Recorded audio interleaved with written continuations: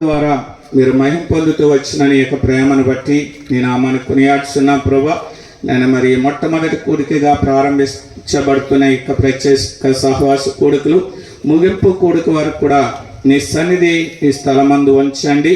నేను మరి చేరేటువంటి నీ ప్రజలకు కావలసినటువంటి వర్తమానాలు నేను మరి బేదర్ నుంచి మా మధ్యకు తీసుకుని వచ్చిన ఆయన నీ దాసులు ప్రియమైన అన్న మంజిత్ పాలనను వాడుకుని నేను మరి నీ పరిశుద్ధ ఆత్మ నింపుదలతో నింపి నేను నీ ప్రజలకు కావలసినటువంటి మాటలు సమృద్ధిగా అనుగ్రహింపజేస్తూ రమ్మని నీ సన్నిధిలో ప్రార్థిస్తున్నాం ప్రభా. నేను మరి స్థలం చుట్టూ నీ కంచి వేయండి, నీ కాపుదలు అనుగ్రహింపచేయండి. నేను మరి నీ కార్యాలు జరిగేటువంటి స్థలంలో అపవాది కలిగించేటువంటి గలిబీలు కూడా ఎంతో ఉంటుంది. అపవాది కార్యాలు లయపరచండి. నేను మరి నీ కార్యాల ద్వారా నేను మరి స్థలమందు చేరి నీ ప్రజలను సంతోషింపచేయండి. నేను మరి ఈ యొక్క 2 దినాలు నీ దాసుని ద్వారా నేను మరి వినిపించేటువంటి మాటల ద్వారా నీ బిడ్డలందరూ కూడా ఆత్మబలాన్ని పొందగలగడానికి సహాయపడాలి ప్రభా. నేను మరి యొక్క కూడుకులో నీ దాసులు నిలబడుతుంటుండగా నేను నీ యొక్క 7 అంతల ఆత్మతో నింపండి. కావలసినటువంటి మాటలు తెరవబడినటువంటి ఆకాశంలో నుంచి నీ మెల్లనైనటువంటి స్వరముతో మాకు వినిపింపజేస్తూ రమ్మని సందులో ప్రార్థిస్తున్నాం. ఈ కూడుకులు చేరేటటువంటి వారికి కాకుండా నేను మరి స్థానిక సంఘానికి కూడా ఆత్మీయమైనటువంటి క్షేమాభివృద్ధిని కలిగించేదిగా చేయమని సందులో ప్రార్థిస్తూ ఈ కూడుకలన్నింటిలో కూడా నీ సహాయమే సమృద్ధిగా అనుగ్రహింపజేసి నేను మరి సమస్తమైనటువంటి కార్యాలు జరిగించి మహిమా ఘనత ప్రభావాలు మీరే పొందుతూ రమ్మని ప్రభువును రక్షకుడైనటువంటి యేసుక్రీస్తు వారి అతి శ్రేష్టమైన పరిశుద్ధమైనటువంటి నామంలో ప్రార్థించి బ్రతిమలాడి అడిగి వేడుకుంటున్నాము తండ్రి, ఆమేన్.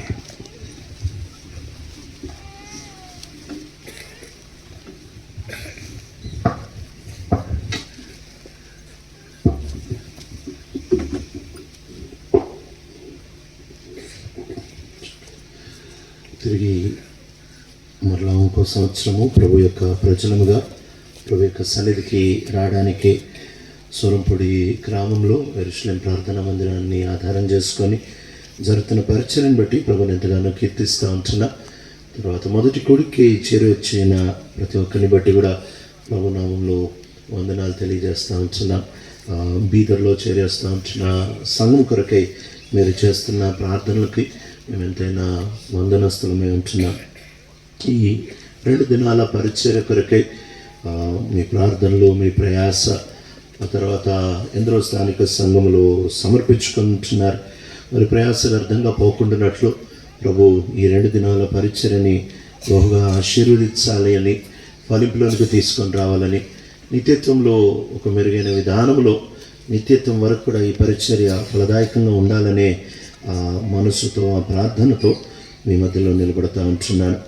వద్దాము మన అంశానికి. కొరింథీయులకు రాసిన మొదటి పత్రిక, కొరింథీయులకు రాసిన మొదటి పత్రిక 2వ అధ్యాయము 10వ వచనము. కొరింథీయులకు రాసిన మొదటి పత్రిక 2వ అధ్యాయము 10వ వచనము. ఒకసారి కలిసి చదువుకుందాము. కొరింథీయులకు రాసిన మొదటి పత్రిక 2వ అధ్యాయము 10వ వచనము కలిసి చదువుకుందాం. But God has revealed it to us by His Spirit. The Spirit searches all things, even the deep things of God. నేను చాలాసార్లు 9వ వచనం చదివి దేవుడు తన్ను ప్రేమించు వారికి సిద్ధపరిచిన మేలు కంటికి కనిపించదు, చెవికి వినిపించదు, హృదయానికి గోచరం కాదు అని చెప్పి ఇక్కడే ఆగిపోయేవాడిని. అయితే దీని కొనసాగింపే 10వ వచనం, అయితే ఈ సంగతులు ఇవి పాత నిబంధనలో ఉంటున్న వారికి, అంటే ఈ వచనం యెషయా గ్రంథం 64వ అధ్యాయం 6వ వచనం నుంచి తీసుకున్నాడు పౌలు.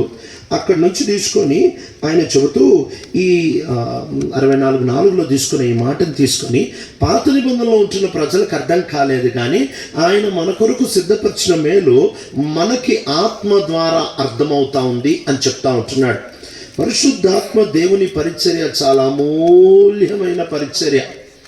చాలాసార్లు మన జీవితాల్లో పరిశుద్ధాత్మ దేవుని పరిచర్యని మనం నిర్లక్ష్య పెడతా ఉంటున్నాము. ఈ ముగ్గురు పరిచర్యలు చాలా చాలా అవసరమైన పరిచర్యలే. ఏ పరిచర్య కూడా అవసరం లేదు, నాకు ఈ నొక్కలు ఉంటే సరిపోతుంది అని సరిపోదు. సృష్టికి తండ్రి అయిన దేవుడు, ఆయనే సృష్టికర్తగా సమస్తాన్ని తయారు చేస్తూ వచ్చాడు. రక్షణకర్త యేసుక్రీస్తు ప్రభుల వారు. అయితే నీ క్రైస్తవ జీవితానికి ప్రతి అంతస్తులో నీ క్రైస్తవ జీవితానికి పరిశుద్ధాత్మ దేవుని పరిచర్య చాలా అవసరం. అందుకే చాలామంది జీవితాలు మనం చూసేది ఏంటంటే యథార్థంగానే నిజంగానే రక్షించబడతా వచ్చారు. కానీ రక్షించబడిన తర్వాత ఎదుగుదల కనిపించదు, రక్షించబడిన తర్వాత పరిశుద్ధపరచబడ్డం అనేది కనిపించదు, రక్షించబడిన తర్వాత తెగింపు అనేది కనిపించదు, రక్షించబడిన తర్వాత ఒక సీరియస్నెస్, ఒక గంభీరమైన విధానంలో ప్రభుని వెంబడించడం అనేది కనిపించదు. ఎందుకు అని అంటే వాళ్ళు యేసుక్రీస్తు ప్రభు వారి రక్షణ వరకు బాగానే ఆయన పరిచర్యను ఒప్పుకుంటా వచ్చారు. కానీ ఆ తర్వాత కొనసాగింపు పరిచర్య పరిశుద్ధాత్మ దేవుడిని అనే సంగతిని అలక్ష్యం చేస్తూ ఉంటున్నాము. చాలా సార్లు ఈ వర్ష క్రమంలో సంఘాలు ప్రత్యేకంగా సాతాను ఎలాంటి మోసంలో వేస్తూ వచ్చాడంటే, ఒకళ్ళేమో తండ్రి సంఘం అని స్టార్ట్ చేశారు, అంటే కేవలం తండ్రి ఒక్కడే అని స్టార్ట్ చేశారు. ఇంకోళ్ళేమో యేసు ప్రభు సంఘం అని స్టార్ట్ చేశారు, అంటే యేసు ప్రభు ఒక్కడే అని. ఇంకా కొంతమంది అంటే పూర్తిగా కాదేమో కానీ పెంతెకోస్తు సంఘాలు ఎక్కువగా ఉట్టి పరిశుద్ధాత్మ అని అంటూ ఉంటారు. వాస్తవంగా చూస్తూ వచ్చినట్లయితే ఏ ఒక్కళ్ళు కూడా పూర్తిగా నేనే అని చెప్పట్లేదు. వాళ్ళు చక్కగా వాళ్ళ బాధ్యతల్ని వాళ్ళు పంచుకుంటా వచ్చారు. సృష్టి నేను చేస్తా, రక్షణ నువ్వు చేయి, పరిశుద్ధపరిచే పని నువ్వు చేయి అని వాళ్ళు పంచుకుంటా వచ్చారు. వాళ్ళలో కాంపిటీషన్ లేదు. ఒకళ్ళు చేసే పని ఇంకోళ్ళు చేయరు, ఒకళ్ళు చేయగలిగిన పని ఇంకోళ్ళు చేయగలుగురు, కానీ వాళ్ళు చేయరు. ఆయన మనకి ఈ అద్భుతమైన పరిశుద్ధాత్మ దేవుడిని అనుగ్రహిస్తూ వచ్చారు. పాత నిబంధనకి కొత్త నిబంధనకి తేడా ఏంటి అని అంటే, పాత నిబంధనలో ఉంటున్న వాళ్ళకి పరిశుద్ధాత్మ దేవుడు వచ్చేవారు, వారి పని చేసుకునే వాళ్ళు, ఆ తర్వాత వెళ్ళిపోయేవాళ్ళు. అందుకే భయంతో ఈయన ప్రార్థన చేస్తున్నాడు. 51వ కీర్తనలో దావీదు, నీ ఆత్మని, ఈ పరిశుద్ధాత్మని నా యొద్ద నుంచి తీసివేయకము అని ప్రార్థన చేస్తున్నాడు. ఎందుకు తీసివేయకము అని అంటున్నాడు అని అంటే, తీసేసే దినాల్లో వాళ్ళు బ్రతుకుతూ ఉంటున్నారు. ఆయన వచ్చేవారు, వారి పని చేసుకునే వాళ్ళు, వెళ్ళిపోయేవాళ్ళు, ఆ దినాల్లో బ్రతుకుతూ ఉంటున్నాడు. కాబట్టి ఆయన లోపల భయం ఉంటా వచ్చింది ఏంటంటే, పరిశుద్ధాత్మ దేవుణ్ణి తీసేస్తావా ఏంటి, నేను వ్యభిచారం చేసినందుకు, నేను అలక్ష్యంగా బతికినందుకు, 9 నెలలు కప్పినందుకు పరిశుద్ధాత్మ దేవుణ్ణి తీబాకు అని ప్రార్థన చేస్తూ ఉంటున్నాడు. అయితే కొత్త నిబంధనలో మనం ఇలాంటి ప్రార్థన ఎక్కడా చూడము. ఇలాంటి అపాయం మనకి లేనే లేదు. ఎందుకు అని అంటే, పరిశుద్ధాత్మ దేవుడు వారి మీదకి వచ్చేవాళ్ళు. అయితే మన దగ్గరికి అయితే పరిశుద్ధాత్మ దేవుడు మనలో ఉండడానికి వచ్చారు. తండ్రి అయిన దేవుడు ఇశ్రాయేలు ప్రజలు ఐగుప్తు దేశం యొక్క బానిసత్వం నుంచి బయటకు వచ్చిన తర్వాత నిర్గమాకాండం 25వ అధ్యాయం 8వ వచనంలో, నాకు పరిశుద్ధ స్థలాన్ని నిర్మించుము, నేను మీ మధ్యలో నివసిస్తాను అని అంటున్నాడు. వారి మధ్యలో ఉంటాను అని చెప్తా ఉంటున్నాడు. యేసుక్రీస్తు ప్రభుల వారి దగ్గరికి వచ్చేటప్పటికి ఆయన వారితో ఉంటా వచ్చాడు. తండ్రి అయిన దేవుడు వారి మధ్యలో ఉంటా వచ్చాడు. యేసుక్రీస్తు ప్రభు వారితో ఉంటా వచ్చాడు. పరిశుద్ధాత్మ దేవుడు మనలో ఉంటా ఉన్నాడు. ఇంకో మాటలో చెప్పాలంటే, మనకు అతి దగ్గరగా వచ్చే వ్యక్తి త్రిత్వంలో ఎవరు అని అంటే పరిశుద్ధాత్మ దేవుడే. ఆయన మన లోపల నివసిస్తూ ఉంటారు. ఈ అద్భుతమైన పరిచర్యని మనం ఎన్నడూ మర్చిపోకూడదు.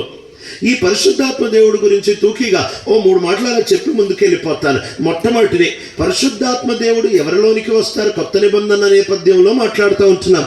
పరిశుద్ధాత్మ దేవుడు ఎవరిలోనికి వస్తారు అని అంటే, రక్షించబడిన వాని లోపలికి వస్తాడు. పరిశుద్ధాత్మ దేవుడు ఆయన బయట నుంచి కార్యాన్ని ఆరంభిస్తాడు. ఆయన బయట నుంచి ఒప్పించే కార్యాన్ని ఆరంభిస్తాడు. ఆయన బయట నుంచి ఒప్పించే కార్యాన్ని ఎప్పుడైతే ఆరంభిస్తాడో, ఆయన నీతిని గూర్చి, పాపమును గూర్చి, తీర్పుని గూర్చి ఎప్పుడైతే ఒప్పించే పనిని ఆయన బయట నుంచి చేస్తాడో, వెంటనే ఈ వ్యక్తి ఎప్పుడైతే ప్రతిస్పందిస్తాడో, వెంటనే ఆయన రక్షించబడిన పిమ్మట ఈయన పరిశుద్ధాత్మ దేవుడు లోపలికి వచ్చేస్తాడు. ఇది నువ్వు పిలవనవసరం లేదు, ఇది నువ్వు అడగనవసరం లేదు. పరిశుద్ధాత్మ దేవుడు నువ్వు రక్షించబడిన వెంటనే నువ్వు విశ్వసించినందుకు ఆయన నీ లోపలికి వస్తాడు.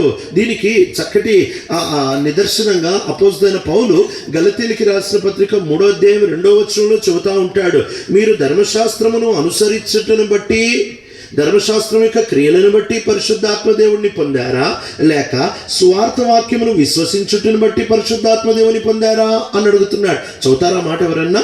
గలతీయులకు రాసిన పత్రిక 3:2 ఇది మాత్రమే మీ వలన తెలుసుకొనగోరుచున్నాను. ఇది మాత్రమే మీ వలన తెలుసుకొనగోరుచున్నాను. ధర్మశాస్త్ర సంబంధ క్రియల వలన, ధర్మశాస్త్ర సంబంధమైన క్రియల వలన ఆత్మను పొందితిరా లేక విశ్వాసంతో వినుట వలన పొందితిరా? విశ్వాసముతో వినుట వల్ల పొందితిరా. ఆత్మను ఎలా పొందారు అని అడుగుతున్నాడు. మీరేమన్నా చేసినందుకు పొందారా? మీరేమన్నా ప్రార్థన చేసినందుకు పొందారా? మీరేమన్నా ఉపవాసాలు ఉన్నందుకు పొందారా?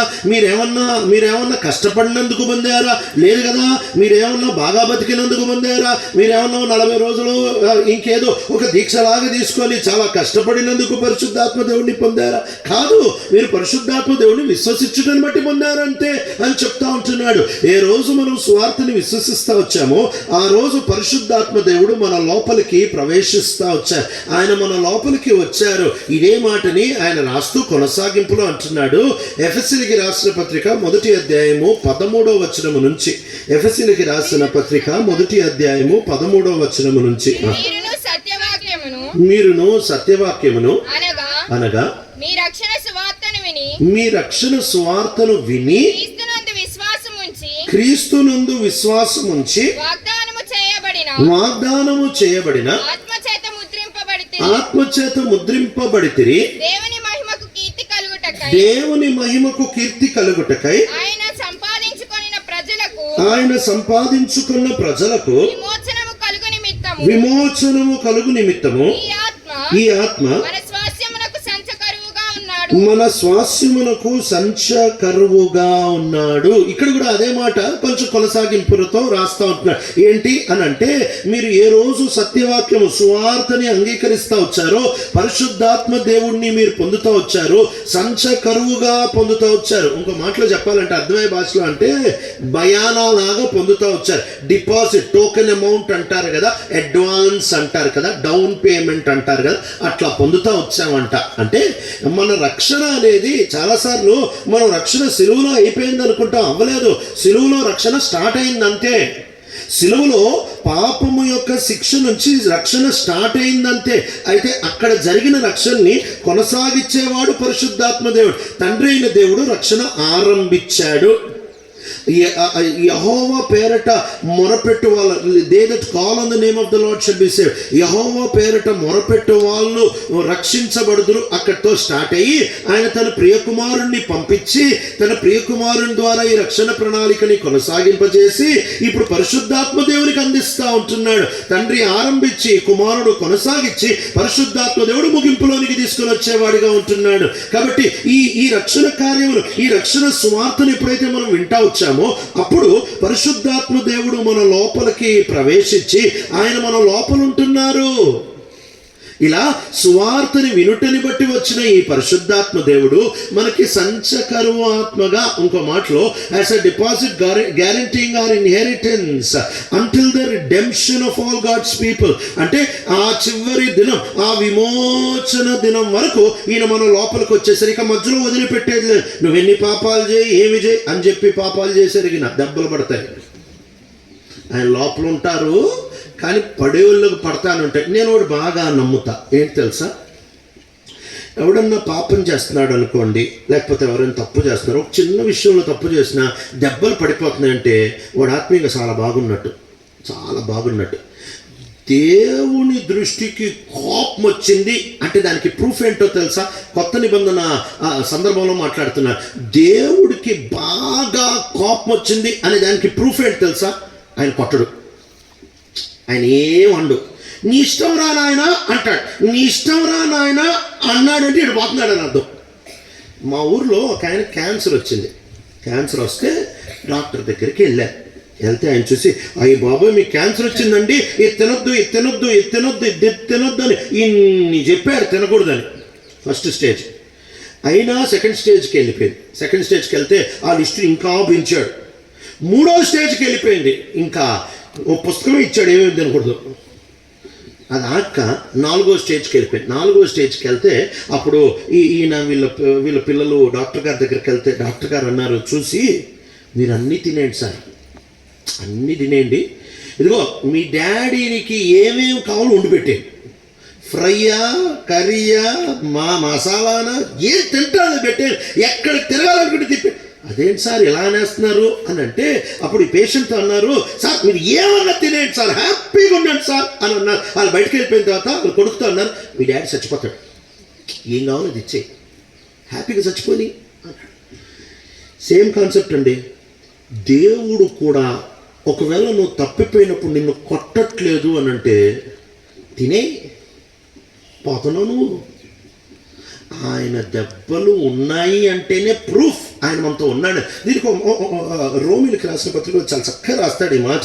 మొదటి అధ్యాయానికి వస్తున్నా. రోమిలికి రాసిన పత్రిక మొదటి అధ్యాయం 18వ వచనం. 18వ వచనం చదువుతారా?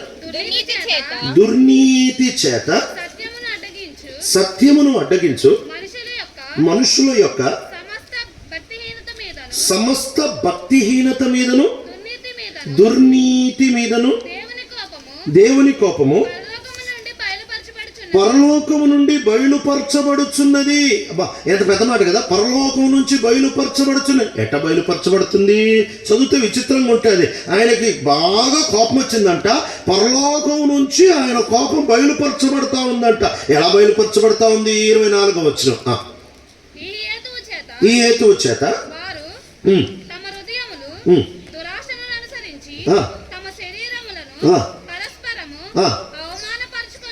అవమానపరుచుకున్నట్లు దేవుడు వారిని అపవిత్రతకు అప్పగించును. 26లో మళ్ళీ అప్పగించును అనే మాటను చూడొచ్చు. అంటే పరలోకం నుంచి ఆయన పోస్తున్న ఉగ్రత ఏంటి తెలుసా?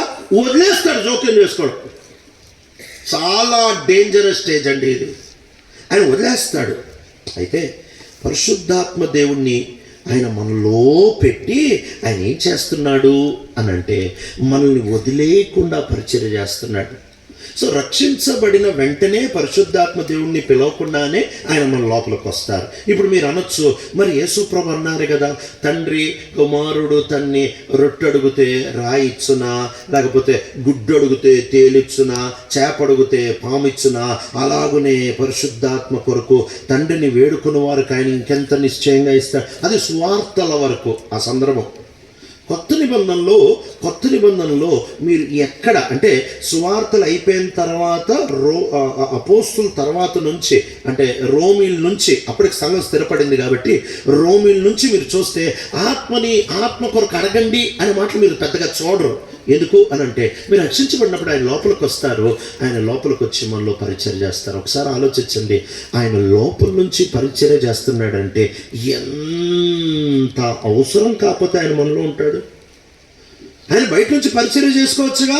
పరిశుద్ధాత్మ దేవుడు లోపలికి ఎందుకు వస్తున్నాడు తెలుసా? ఆయన అంటున్నాడు, నేను బయట నుంచి చేయలేని పరిచర్య, నేను చేయలేని పరిచర్య. పాత నిబంధనల వాళ్ళకి ఏదో పనులు చేసుకున్నానేమో, ఏదో నేను పైన పనులు చేసుకుంటా వెళ్ళిపోతా వచ్చా, ఆ పరిచర్య నేను బయట నుంచి చేయగలను. యుద్ధాలు జయించే పరిచర్య, సింహాల నోరు మూయించే పరిచర్య, అగ్నిజ్వాలను ఆర్పే పరిచర్య, లేకపోతే ఇంకా వేరే పరిచర్యలు, ఇవి నేను బయట నుంచి చేయగలను. కనుక విశ్వాసికి నేను చేసే పరిచర్య నేను బయట నుంచి చేయలేను. నేను లోపలుండి 24/7 24 గంటలు ప్రతి ఏరియాలో చేతులు, కాళ్ళు, హృదయము, ప్రతి అవయవులు నేను లోపల నుంచి పరిచర్య చేస్తూ ఉండాలి. పరిశుద్ధాత్మ దేవుడు మన లోపల ఎందుకుంటారు అని అంటే ఆయన చేసే పరిచర్య ఒక్క క్షణానికి ఆగిన మనం ఉండము. ఈ రక్షణ నువ్వు కొనసాగించుకోలేవు. రక్షించినవాడు ఆయనే, కొనసాగించేవాడు ఆయనే, చివరి దినానికి ముట్టించేవాడు ఆయనే, దాన్ని పరిపక్వతకి తీసుకొని వచ్చేవాడు ఆయనే. రక్షించబడ్డం మంచిదే. రక్షించబడిన మనము ఈ పరిశుద్ధాత్మ దేవుని పరిచర్యకి ఒప్పుకుంటున్నామా? అంతేకాదు, ఈ పరిశుద్ధాత్మ దేవుడు స్వార్థను నమ్ముట్టుని బట్టి మన లోపలికి వచ్చాడు. ఈ పరిశుద్ధాత్మ దేవుడు ఆయన మన లోపల నుండి ఆయన నిదానంగా మనల్ని పరిశుద్ధపరుస్తున్నాడు. అక్కడితో ఆగట్లేదు.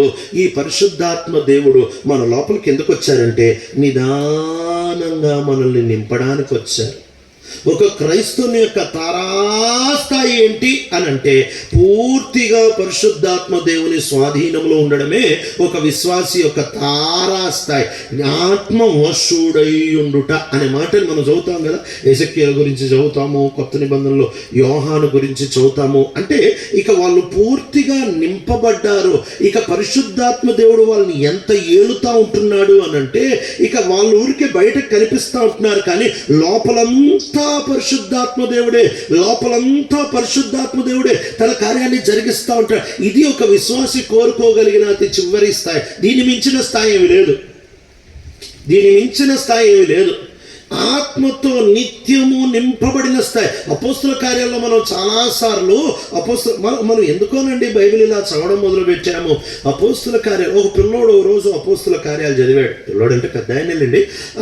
అపోస్తుల కార్యాలు చదివి ఆయన అపోస్తుల కార్యం అయిపోయింది నాది అని అంటే ఆ వ్యక్తిని అడిగాను, అపోస్తుల కార్యాలు 12వ అధ్యాయంలో ఏముంది అని అడిగా.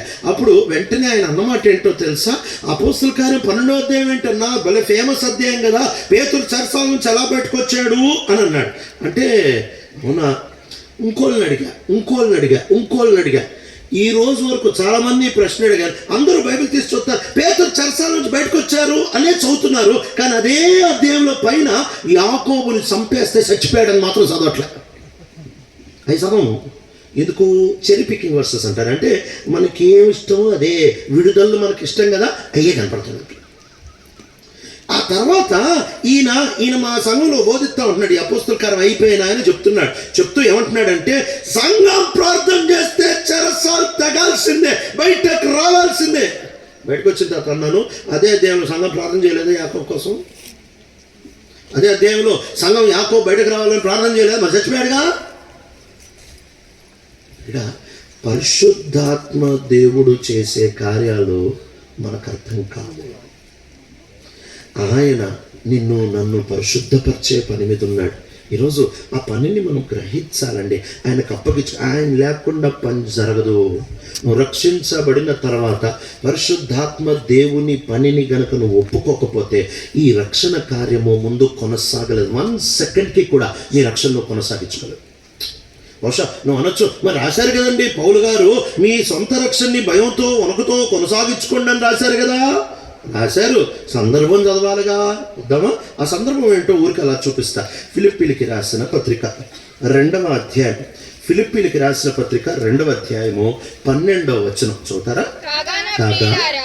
కాగా నా ప్రియులారా, మీరెల్లప్పుడూ విధేయులై ఉన్న ప్రకారము నా ఎదుట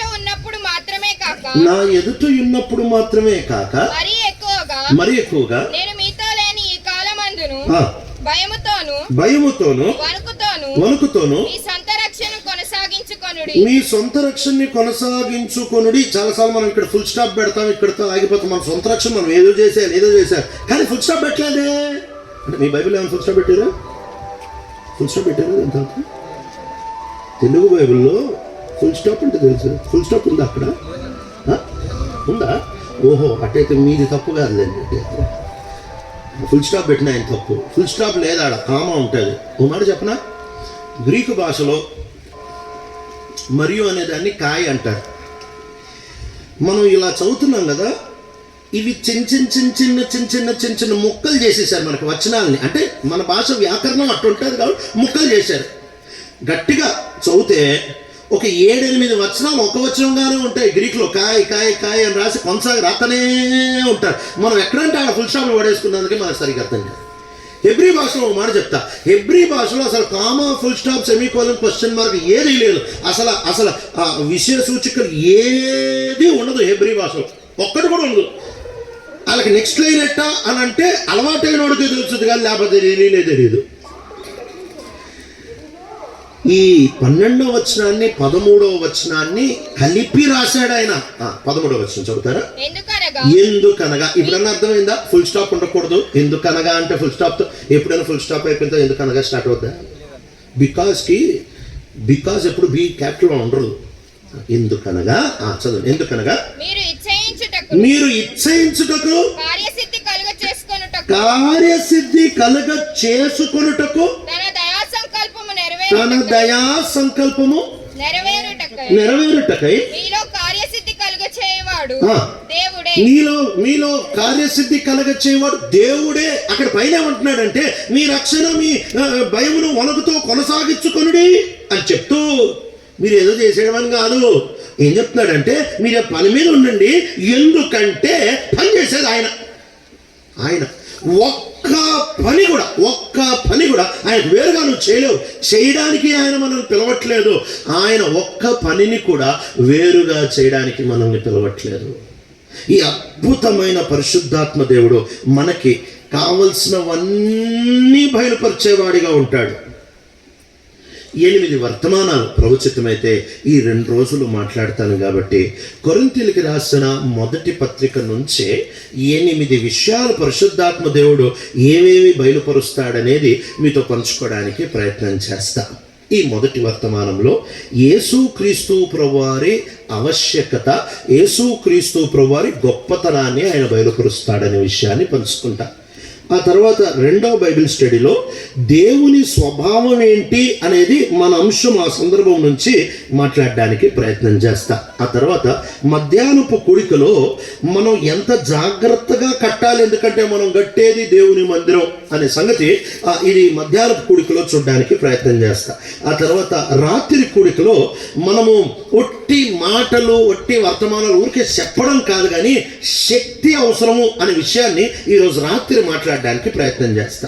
ఆ తర్వాత రేపు పొద్దున్న మనము తిన్నను తాగినను దేవుని మహిమ కోసం ఆ వచనం చాలాసార్లు బలవాడేస్తూ ఉంటాం, కానీ ఆ వచనం యొక్క సందర్భం ఏంటి, దేవునికి మహిమ ఎలా తీసుకొని రాగలము అనేది రేపు ఉదయకాలం మొదటి బైబిల్ స్టడీలో మాట్లాడతారు. ఆ తర్వాత రేపు ఉదయకాలం 2వ బైబిల్ స్టడీలో మందిరంలో ఎట్లాంటి బట్టలు వేసుకోవాలి, మందిరంలో ప్రభు బలలో ఏమి పరీక్షించుకొని పాలు పొందాలి, సందర్భానుసారంగా మాట్లాడతాను. ఆ తర్వాత రేపు మధ్యాహ్నపు కూడికలో ప్రభు సహాయం చేస్తే ఇవన్నీ రేపు మధ్యాహ్నపు కూడికలో పరిశుద్ధాత్మ దేవుడు వరాలు ఎందుకు ఇస్తాడు, వరం ఒరిజినలా డూప్లికేటా ఎలా గుర్తుపట్టగలం, ఈ వరాల్ని ఎలా వాడాలి, ఈ వరాలని మనం ఎలా ఉపయోగానికి పెట్టాలి, ఎలా పదును పెట్టుకోవాలి, ఇది రేపు మధ్యాహ్నం మాట్లాడడానికి ప్రయత్నం చేస్తా. చివరిగా రేపు రాత్రి కూడికలో మనం పునరుద్ధానం చెందినప్పుడు పరిశుద్ధాత్మ దేవుడు మనలో చేసే ప్రక్రియ గురించి చివరి కూడికలో మాట్లాడడానికి ప్రయత్నం చేస్తాయి. ఈ 8 విషయాలు పరిశుద్ధాత్మ దేవుడు బయలుపరిచే కొలది మీతో పంచుకోవడానికి ప్రయత్నం చేస్తా. కాబట్టి ఈ మొదటి స్టడీలోనికి వెళ్తా ఉంటున్నా. మొట్టమొదటిది ఏంటి అని అంటే పరిశుద్ధాత్మ దేవుడు మనలను వస్తున్నాం. కొరింథీయులకు రాసిన మొదటి పత్రిక 2వ అధ్యాయము 4-5 వచనాలు చదువుతారా, లేక 2 నుంచి చదువుతాను. నేను యేసుక్రీస్తును అనగా సిలువ వేయబడిన యేసుక్రీస్తును తప్ప మరి దేనిని మీ మధ్య నెరగకుందునని నిశ్చయించుకొంటిని. మరియు బలహీనతతోను భయముతోను ఎంతో వణుకుతోను మీ యొద్ద నుంటిని. మీ విశ్వాసము మనుషుల జ్ఞానము ఆధారము చేసుకొనక దేవుని శక్తిని ఆధారము చేసుకొని ఉండవలెనని నేను మాటలాడినను సువార్త ప్రకటించినను జ్ఞానయుక్తమైన తీయని మాటలను వినియోగింపక పరిశుద్ధాత్మయు దేవుని శక్తియు కనపరచు దృష్టాంతములనే వినియోగించి తిని. ఇక్కడ ఈయన చాలా చక్కగా చెప్తా ఉంటున్న మాట ఏంటంటే కొరింథీ సంఘాలు, ఇక్కడ ఒక మాట చెప్పి ముందుకెళ్తే కొరింథీ పత్రిక బాగా అర్థమవుతుందేమో. కొరింథీయుల మధ్యలో ఈయన వెళ్ళాడు, పరిచర్య చేశాడు. ప్రభు ఈయనని దర్శనం బట్టి అక్కడికి పంపించాడు, ఊరికే బాలేదు. మాసిదోనియా ప్రాంతానికి, ఐరోపా ఖండానికి ప్రభు ఎప్పుడైతే వెళ్ళిపోమని చెప్తా వచ్చాడు, మాసిదోనియా ప్రాంతం రాని ఎప్పుడైతే దర్శనం చూపిస్తా వచ్చారో 16 తర్వాత ఇక ఈయన బయలుదేరి వెళ్తా వచ్చాడు. వెళ్ళిన తర్వాత ఈయన వారికి పరిచర్య చేశాడు. భయంకరమైన శ్రమలు వచ్చేటప్పటికి ఇక అక్కడి నుంచి వేరే స్థలానికి వెళ్ళిపోతా వచ్చాడు. అలా ఆరంభించబడిన పరిచర్య చాలా తక్కువ కాలం వారి మధ్యలో, అంటే దాదాపు సంవత్సరం 6 నెలలు స్టార్టింగ్లో ఉన్నాడు.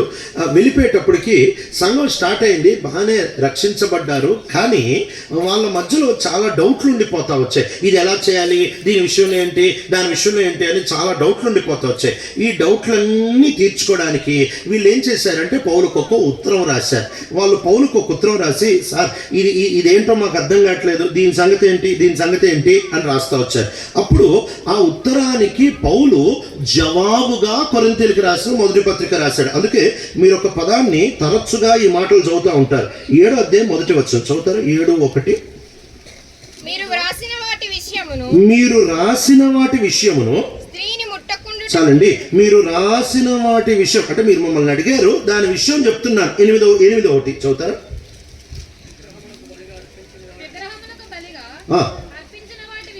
విగ్రహములకు బలిగా అర్పించిన వాటి విషయం అంటే వీళ్ళకు ఉంటున్న ప్రశ్నలు రాసి పెడితే ఆయన దీని విషయం ఇది అని వాళ్ళకి జవాబులు రాయడానికి ప్రాథమికంగా ఈ పత్రిక రాశాడు. అయితే దానికి అదనంగా ఈయన ముందు చూపుతో వారికి అవసరమైన విషయాలు కూడా రాసి పెడతా వచ్చాడు. వాళ్ళు అడగని కొన్ని విషయాలు ఈయన విన్నందుకు, వేరే వాళ్ళ బట్టి ఈయన విన్నందుకు, ఈయన క్లోయి ఇంటివారు అని అంటాడు కదా, మొదటి అధ్యాయము 11లో ఉంటుంది. క్లోయి ఇంటివారు మీ దగ్గర జరుగుతున్న పరిస్థితులు నాకు చెప్పారు అని అంటున్నాడు. అంటే విన్న వాటికి ఈయన జవాబులు ఇస్తున్నాడు. కాబట్టి కొరింథీయులకు రాసిన పత్రిక 3 సందేశాలు. 1, వాళ్ళు అడిగిన ప్రశ్నలకి జవాబులు రాస్తున్నాడు. 2, ఆత్మ గ్రహింపుతో, ఆత్మ ముందు చూపుతో, పరిశుద్ధాత్మ దేవుని ప్రేరేపణను బట్టి ఈయన వాళ్ళకి సలహాలు రాస్తున్నాడు. 3, వేరే వాళ్ళ దగ్గర నుంచి విన్న వాటికి సవరించడానికి ఈ పత్రిక రాస్తున్నాడు. ఇది కొరింథీయులకు రాసిన పత్రికకి కారణం. సరే, ఈ 2వ అధ్యాయంలో ఆయన చెబుతూ ఉంటున్న మాట ఏంటంటే, మేము మీ దగ్గరకు వచ్చాము, నా వర్తమానము, మై మెసేజ్ అంటాడు. నా వర్తమానము మీ దగ్గరికి వచ్చినప్పుడు మిమ్మల్ని ఎట్లా గెలిచేసుకుందామని చెప్పి మీ దగ్గరికి రాలేదు. ఎంత మంచి మనసు కలిగినది, ఎంత తెలివి కలిగిన, ఎంత జ్ఞానయుక్తమైన పని చేశాడు. ఎట్టోకట్టా మిమ్మల్ని సంపాదించేసుకో, ఎట్టోకట్టా మిమ్మల్ని రక్షించేసా. ఇది నా పని కాదు. ఒకవేళ కనుక మిమ్మల్నే గెలుచుకోవాలి అని అంటే ఈ పౌలు జనాన్ని బలి గెలుచుకోగలడు. ఎందుకనంటే ఈయన నాయకుడు కదా. ఈయన జనాన్ని పోగేసుకొని, ఈయన రాడికల్ అంటే తీవ్రవాదులను పోగేసుకొని, మతనిష్ట కలిగిన వాళ్ళని పోగేసుకొని ఈయన దమస్కుకు తీసుకెళ్లేంత వీళ్ళను ఒప్పించుకున్నాడు. ప్రధాన యాజకులు ఈయనకేమీ పని ఇవ్వలేదు. ఈయనకి అత్యాశక్తితో ప్రధాన యాజకుల్ని ఈయనే పోయి, సార్ నేను పోతా సార్, నాకు సంతకాలు పెట్టివ్వండి అని చెప్పి వాళ్ళ సంతకాలు అవసరం పడ్డాయి కాబట్టి వాళ్ళ దగ్గరికి వెళ్ళి, లేకపోతే ఈయన వెళ్ళి పని ముగిచ్చేసుకుని వచ్చాడు. అత్యాశక్తిని బట్టి ఈయనే పని చేసుకుంటే ఎవడు ఈయనకి చెప్పేవాడు కాదు. ఈయన పని ఈయనే చేసుకునేవాడు. ఇలా పరిచర్య చేసుకుంటూ అలా పని చేసుకుంటున్న ఈ వ్యక్తి ఒకసారి ఆలోచించండి. హింస కొరకు, దూషణ కొరకు ఇచ్చుకొని రావడానికి ఎలా ప్రజలను ఒప్పించాడు అని అంటే, యెరూషలేము నుంచి దమస్కు వరకు ప్రయాణం చేయడానికి ఇంచుమించు 6 రోజులు ప్రయాణం అండి. 6 రోజులు ఒప్పించాడు. 6 రోజులు పోవడానికి, ఆడ పని జరిగించడానికి 10 రోజులు, ఆ తర్వాత తిరిగి రావడానికి 6 రోజులు, అటు ఇటు తిప్పి కొడుతూ నెలగిరిపోద్ది. ఎలా కన్విన్స్ చేసుకున్నాడు ఈ బ్యాచ్ని? 1 రోజులు పోదావరా అని అంటే, వీళ్ళు కనుక ఏమవుతుంది సార్ మనకి అని అంటే ఏం రాదు, వీళ్ళకి రూపాయి రాదు. ఇంకా దూర ప్రయాణము వీళ్ళే ఖర్చు పెట్టుకోవాలి. ఎవరు డబ్బులు ఇవ్వడు కదా, వీళ్ళే ఖర్చు పెట్టుకోవాలి. వీళ్ళే ప్రయాణాలు చేయాలి. రాత్రులు ఎక్కడ పడుకోవాలో, తిండి ఎక్కడ తినాలో ఏం చెప్పి కన్విన్స్ చేసుకున్నాడో మనకు తెలియదు. ఈ మనిషి వాళ్ళందరూ ఒప్పించుకున్నాడు, తీసుకొని వెళ్ళాడు. కాబట్టి ఎవరినన్ను ఒప్పించే సామర్థ్యం ఉంటున్నాడే ఈయన చక్కగా వాదించగలడు. ఈయన వాదనకి ఎవరు ఎదురు కూర్చోలేరు. ఏరియోపెగైలో ఉంటున్న ఏథెన్సు పట్టణపు శాస్త్ర తత్వజ్ఞానం కలిగిన వాళ్ళు కూడా ఈయన ఎదురు కూర్చోలేకపోతా వచ్చారు. ఎందుకు అని అంటే ఈయన ప్రతిదీ క్షుణ్ణంగా చూస్తాడు. అన్ని దేవతాలయాలు ఉంటున్న దగ్గర, అంటే మన భాషలో చెప్పనా, పౌలు గనక మన ఊర్లో తిరిగాడు అనుకోండి, చాలా చిన్న గుళ్ళు ఉంటాయి కదా, చిన్న గుళ్ళు ఉంటాయి కదా, మనం అలా తిరుక్కుంటూ వెళ్ళేటప్పుడు ఒకవేళ గనక పౌలే గనక తిరిగాడు అనుకోండి, ప్రతి గుడికి ఒక చిన్న నల్లరాయి ఉంటుంది, దాని మీద రాసి పెడతారు ఎవరు ఇచ్చారు, ఇది దేనికి, ఇది ఎప్పుడు. మనం అలా వెళ్ళిపోతుంటాం కదా, పౌలు వెళ్ళడు, కూర్చొని అంతా చదివి వెళ్తాడు. మామూలుడు కాదు మనిషి. అందుకే నేను ఈ మధ్యలో తిరిగేటప్పుడు వీధిలో డొంకలో నాకు కనిపించింది, దానికి రాసి పెట్టారు తెలియని దేవుడికి. ఆ ఊరోళ్ళు చదివారో లేదో కానీ నేను చదివాడు, మామూలుడు కాదు. అలాంటోడు కొరింథు సంఘానికి వచ్చాడు. ఈ కొరింథు సంఘంలో బుద్ధి లేనోళ్ళు అని అంటే వీళ్ళు తెలివి లేకుండా ప్రవర్తిస్తారు, మృగాల్లాగా పోతా ఉంటారు. ఎందుకు అని అంటే వీళ్ళు భయంకరమైన పాపం. ఆ రోజుల్లో ఏమన్నా తిట్టాలి అని అంటే, ఆ రోజుల్లో ఎవరినన్నా భయంకరంగా తిట్టాలి, గలీజోడా అని తిట్టాలని ఏంట్రా కొరింథీయుడా అని అంటారు. అంత గలీజు అన్నమాట. ఈ పాపులకి ఇంకో పేరు ఇది. పాపులకి ఇంకో పేరు సినానిమ్ అంటారు కదా, ఇంకో పేరు ఇది కొరింథీయుడు. అలాంటి వాళ్ళు ఇలాంటి వాళ్ళకి ఏ కథ చెప్పినా నమ్ముతారు కదా, వాళ్ళని కన్విన్స్ చేయడం చాలా ఈజీ. కానీ అంటున్నాడు నేను చేయలేను. ఎందుకు అనంటే, మీరు ఒకవేళ గనక నేను నా తీయటి మాటలతో మిమ్మల్ని ఒప్పించగలను, అది పెద్ద పనేం కాదు. కానీ నేను గనక తీయటి మాటలతో లేకపోతే మంచి మాటలతో నేను గనక మిమ్మల్ని వచ్చి ఒప్పించి ఉంటే మీ విశ్వాసం అంతా నా మాటల జ్ఞానం మీద ఆధారపడి ఉండేది, కానీ దేవుని మీద ఆధారపడేది కాదు. నేను వెళ్ళిపోగానే మీ విశ్వాసం కూలిపోయేది. ఎందుకంటే నా మాటల మీద కట్టుకున్నారుగా, నా మాటలు ఎంతసేపు ఉంటే అంతసేపు ఉంటాయి, నా మాటలు వెళ్ళిపోగానే పడిపోతుంది. చాలామంది విశ్వాసం ఇంతేగా. స్పెషల్ మీటింగ్ 2 రోజులు అయితే 4 రోజులు భక్తి బలి నిలబడతారు. ఎందుకు? మాటల మీద కట్టుకుంటున్నాం కాబట్టి. ఓ అద్భుతం జరిగింది అనుకోండి, ఓ భయంకరమైన రోగం వచ్చింది, దేవుడు బాగు చేశాడు, నెల భక్తి బలి నిలబడదు. ఎందుకంటే అద్భుతం మీద నిలబడింది కదా. ఒకవేళ కనుక అక్కర వచ్చిందనుకో, భక్తి పుట్టాలంటే ఎవడో ఒకడు ఐసీయూకి వెళ్ళాలి. ఐసీయూ అనేది వాడు ఆరోగ్యానికి మేలో కాదో కానీ ఇంట్లో ఆత్మీయతకి బలే మేలు. ఎందుకంటే వద్దన్నా చైన్ ప్రేయరు, ఉపవాస ప్రార్థన, ఓ గొలుసు ప్రార్థన, ఇంకేమేమి మొదలైపోతాయో. కానీ ఎంతసేపు మొదలవుతాయో తెలుసా? ఆడ ఆక్సిజన్ అందరంతసేపు మొదలు, వాడికి శాచురేషన్ బాగుందంటే ఈడు ఆగిపోతాడు. ఇక్కడ మన భక్తి అంతా దీని మీద కట్టబడతా ఉంది. అందుకే ఎట్టుంటుందంటే తోపుడు బండిలాగా ఉంటుంది, తోస్తావు ఆపంగానే ఆగిపోద్ది, ముందుకెళ్దా బండి. ఇలాంటి తోపుడు బండి అనే మనిషి జ్ఞానం మీద మీరు కడతారేమో అనే భయంతో నేను మీ దగ్గరకు వచ్చినప్పుడు మిమ్మల్ని కన్విన్స్ చేసే సామర్థ్యం నాకుంది, మిమ్మల్ని ఒప్పించే సామర్థ్యం నాకుంది. కానీ తీయటి మాటలు చెప్పలేదు, మిమ్మల్ని నేను గెలుచుకోలేదు. నేనేం చేశాను తెలుసా? నేనేం చేశాను అని అంటే, ఆత్మ చెప్పే మాటలు, ఆత్మశక్తితో సువార్తని ఉన్నట్టు చెప్పాను. నేను చెప్పే మాట, నేను చెప్పేటప్పుడు మీకు ఇది ఒక ఎర్రి మాటలాగా అనిపిస్తుందని తెలిసినా అదే చెప్పాను నేను. సువార్త మీరు వినేటప్పుడు ఇదేదో చెప్తున్నాడు రా వీడు అని మీకు అనిపిస్తుందని తెలిసినా అదే చెప్పాను నేను. సువార్త నేను ఏమీ మార్చలేదు. ఎందుకు అని అంటే, నా నా నా నా నా నా ధ్యేయము ఏంటి, నా మోటివ్ ఏంటి, నా యొక్క గురి ఏంటి అని అంటే, మిమ్మల్ని గెలుచుకోవడం నా గురి కాదు, మీరు దేవుని శక్తిని బట్టి రక్షించబడ్డం నా గురి. 200 మంది రాకపోయినా 2 వచ్చినా పర్వాలేదు, కానీ దేవుని శక్తిని బట్టి వీళ్ళిద్దరు రావాలని నేను మీ మధ్యలో సువార్త ప్రకటించాను. అది కూడా ఎలా ప్రకటించానంటే, మీకు ఎర్ర అనిపించినా అదే ప్రకటించాను, మీకు తిక్క అనిపించినా అదే ప్రకటించాను, మీరు ఇదేం వార్తరా అని అనిపించినా నేను అదే ప్రకటించాను. ఎందుకు అని అంటే, నాకు తెలుసు, నా మీద ఆధారపడితే పౌలు అనేటోడు చచ్చిపోతాడు, పౌలు అనేటోడు వదిలి వెళ్ళిపోతాడు, పౌలు అనేటోడు ఎప్పుడూ మీ దగ్గర ఉండడు. కాబట్టి నా మీద ఆధారపడితే అది పడిపోద్ది. ఈ కొరింథీయులకి ప్రత్యేకంగా ఈ స్వభావం భలే ఉండేది. ఏంటి అని అంటే, వాళ్ళు ప్రత్యేకంగా వాళ్ళు ఈ కొంచెం విచిత్రంగా ఉండే వాళ్ళని వెతుక్కొని వాడి నాయకుడిని చేసేసి నిదానంగా వాడి దేవుడు చేసేస్తారు. వీళ్ళ అలవాటు అది, వీళ్ళ అలవాటు. మనలాంటి వాళ్ళే. కొరింథీ సంస్కృతి భారతదేశపు సంస్కృతి చాలా దగ్గరగా వెళ్తాయి.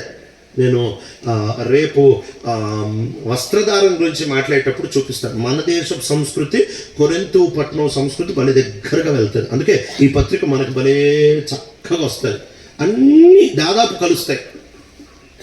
వాళ్ళు తినే విధానం, ఆ తర్వాత వాళ్ళ వ్యవహారాలు, వాళ్ళ సాంఘిక వ్యవహారాలు, ఆ తర్వాత వాళ్ళ వస్త్రధారం, ఇవన్నీ భారతదేశంతో భలే కలుస్తాయి. భారతీయులు కూడా ఈ పిచ్చి బాగుంటుంది, క్రైస్తవులు కూడా ఈ పిచ్చి బాగా కనిపిస్తుంది మీకు ఈ రోజుల్లో. ఏంటి తెలుసా?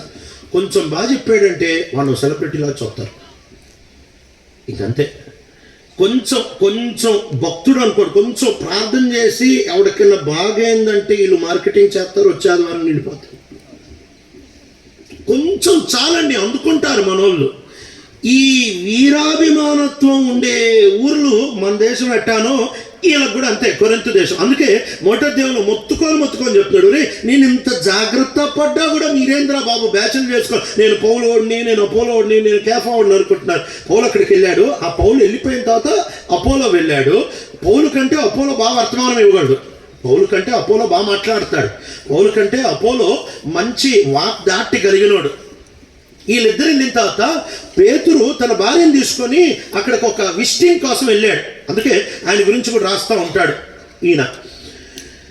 ఈ ముగ్గురు వెళ్ళేటప్పటికి పేతురు జస్ట్ ఒక విజిట్కి వెళ్ళాడండి.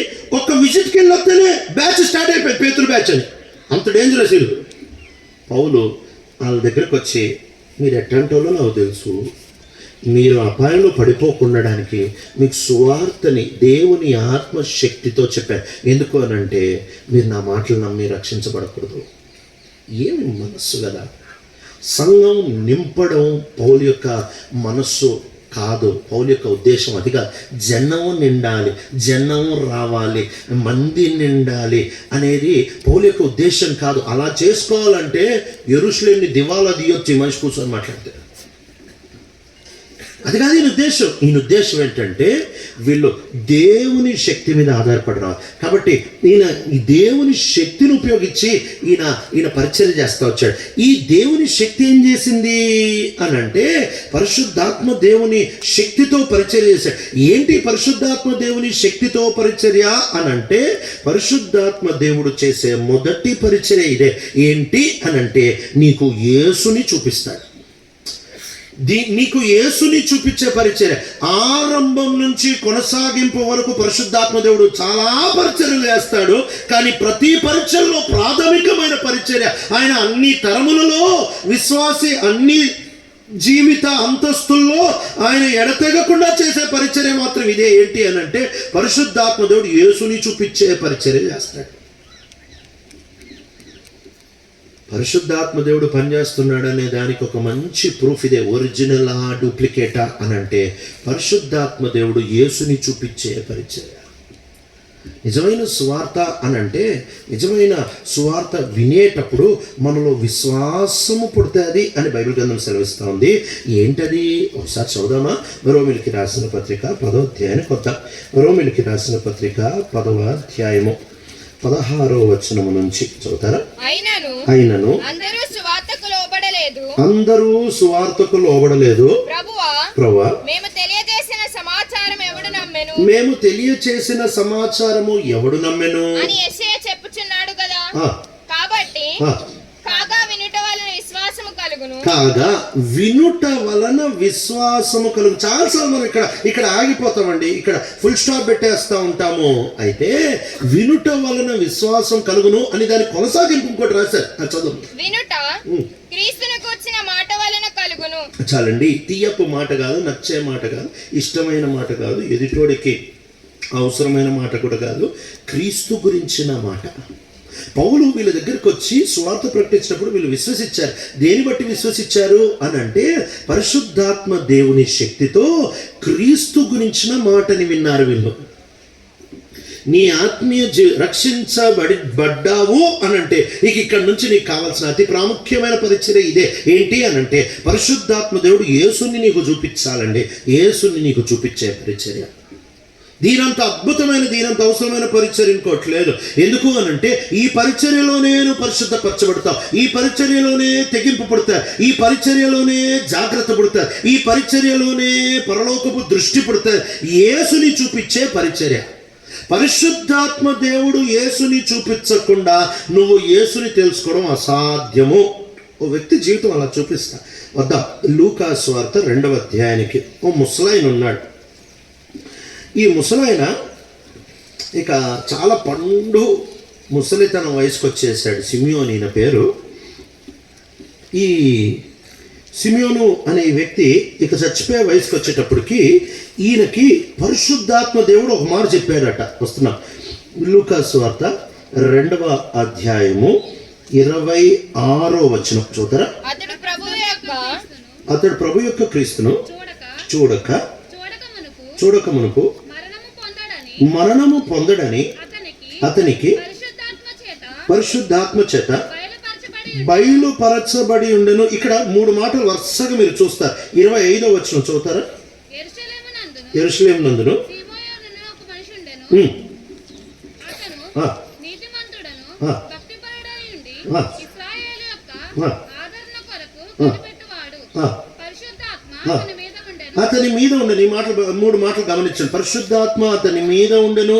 26లో పరిశుద్ధాత్మ దేవుడు అతనికి బయలుపరచును. ఆ తర్వాత 27 నుంచి కొంచెం కింద మీద ఉంటుందేమో, కానీ ఆ మాటలు అంటే ఇంగ్లీష్లో అయితే 27లో ఉంటుంది, తెలుగులో కొంచెం కింద మీద ఉంటుందేమో. ఏమని ఉంటుందంటే ఆత్మ వశుడై లేకపోతే ఆత్మ ద్వారా నడిపించబడి సిమియోన్ లోపలికి వచ్చాడు అనే మాట ఉంటుంది. ఆ మాట చదువుతారా? 26 చివరిలో ఉంటుంది. చదువు. ఆత్మవశుడై. చాలండి, 3 మాటలు వాళ్ళు చక్కటి వరుసలో ఉన్నాయి కదా. పరిశుద్ధాత్మ దేవుడు మీద ఉన్నాడట, పరిశుద్ధాత్మ దేవుడు బయలుపరుస్తున్నాడట, పరిశుద్ధాత్మ దేవుని వశములోనికి వెళ్ళాడట. పరిశుద్ధాత్మ దేవుడు ఈయన మీద ఉంటున్నప్పుడు ఈయన నీతిమంతుడు అని చెప్తాడు. నీతిమంతుడు ఎట్లా అవుతాడు? విశ్వాసం బట్టి అవుతాడు. కాబట్టి పరిశుద్ధాత్మ దేవుడు ఈయన మీద వచ్చాడు. అయితే మీద వచ్చిన పరిశుద్ధాత్మ దేవుడు ఈయనకి బయలుపరిపిస్తా అంటున్నారు. ఏం బయలుపరిస్తున్నారు తెలుసా? పక్కింటి కోడి ఎవడు దొంగిలిచ్చాడు, మా ఇంటి బంగారం ఎవడు తీసుకున్నాడు, పని పాటలే పరిశుద్ధాత్మ దేవుడికి. ఏమనుకుంటున్నామండి మనం అసలు? పరిశుద్ధాత్మ దేవుడు ఏం బయలుపరిపిస్తున్నాడంటే యేసుని చూడకముందు నువ్వు చచ్చిపోవు. పరిశుద్ధాత్మ దేవుడు కొత్త నిబంధన వాతావరణంలో ఇచ్చే బయలుపరిపే ఇది. యేసు ఎవరు? యేసుకి నీకు సంబంధం. యేసు నీకు ఎలా సరిపోతాడు? యేసు నీకు ఎలాగా ఇంటేనండి ఆయన బయలుపరిపే యొక్క ముఖ్య ఉద్దేశం. వేరే కూడా చెప్తాడు, కాదనట్లేదు.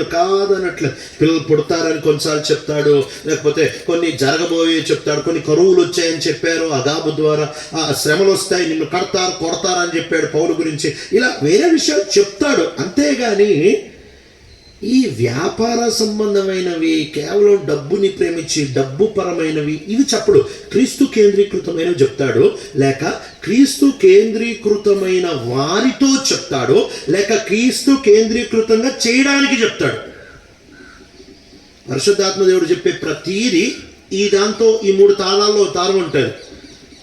క్రీస్తు కేంద్రీకృతులుగా చేయడానికన్నా చెప్తాడు, క్రీస్తు కేంద్రీకృతమైన విషయాలన్నా చెప్తాడు, లేకపోతే క్రీస్తు కేంద్రీకృతమైన జీవితాలు జీవిస్తున్న వారితో అన్నా చెప్తాడు. ఆయన ఇక్కడ సిమియోన్తో చెప్తా ఉంటున్నాడు ఏంటంటే, నువ్వు పరిశుద్ధాత్మ దేవుడు చెప్తున్నాడు, క్రీస్తుని చూడకుండా నువ్వు చనిపోవు అని చెప్తా ఉంటున్నాడు. యేసు ప్రభుని తీసుకొని వచ్చారు మందిరానికి. యేసు ప్రభుని మందిరానికి తీసుకొని వచ్చేటప్పటికి చాలాసార్లు మనం అనుకుంటాం, 21వ వచనం చదివి 8వ రోజు అనుకుంటాం కదా, 8వ రోజు తెచ్చేశారు అని అనుకుంటాం. కాదు, ఈ 21వ వచనం ఒక పారాగ్రాఫ్, 22వ వచనం ఇంకో పారాగ్రాఫ్. ఈ 2 పారాగ్రాఫ్లు వేరు. 8వ వచనంలో సున్నతి చేసి పేరు పెట్టారు, అది 21. కానీ 22వ వచనం రాసింది ఎప్పటి నుంచి అని అంటే, మీరు లేవికాండం చదివితే అర్థమవుద్ది, 40వ రోజు అయిపోయిన తర్వాత. సో యేసు ప్రభు వయసు ఇప్పుడు 40 రోజులు.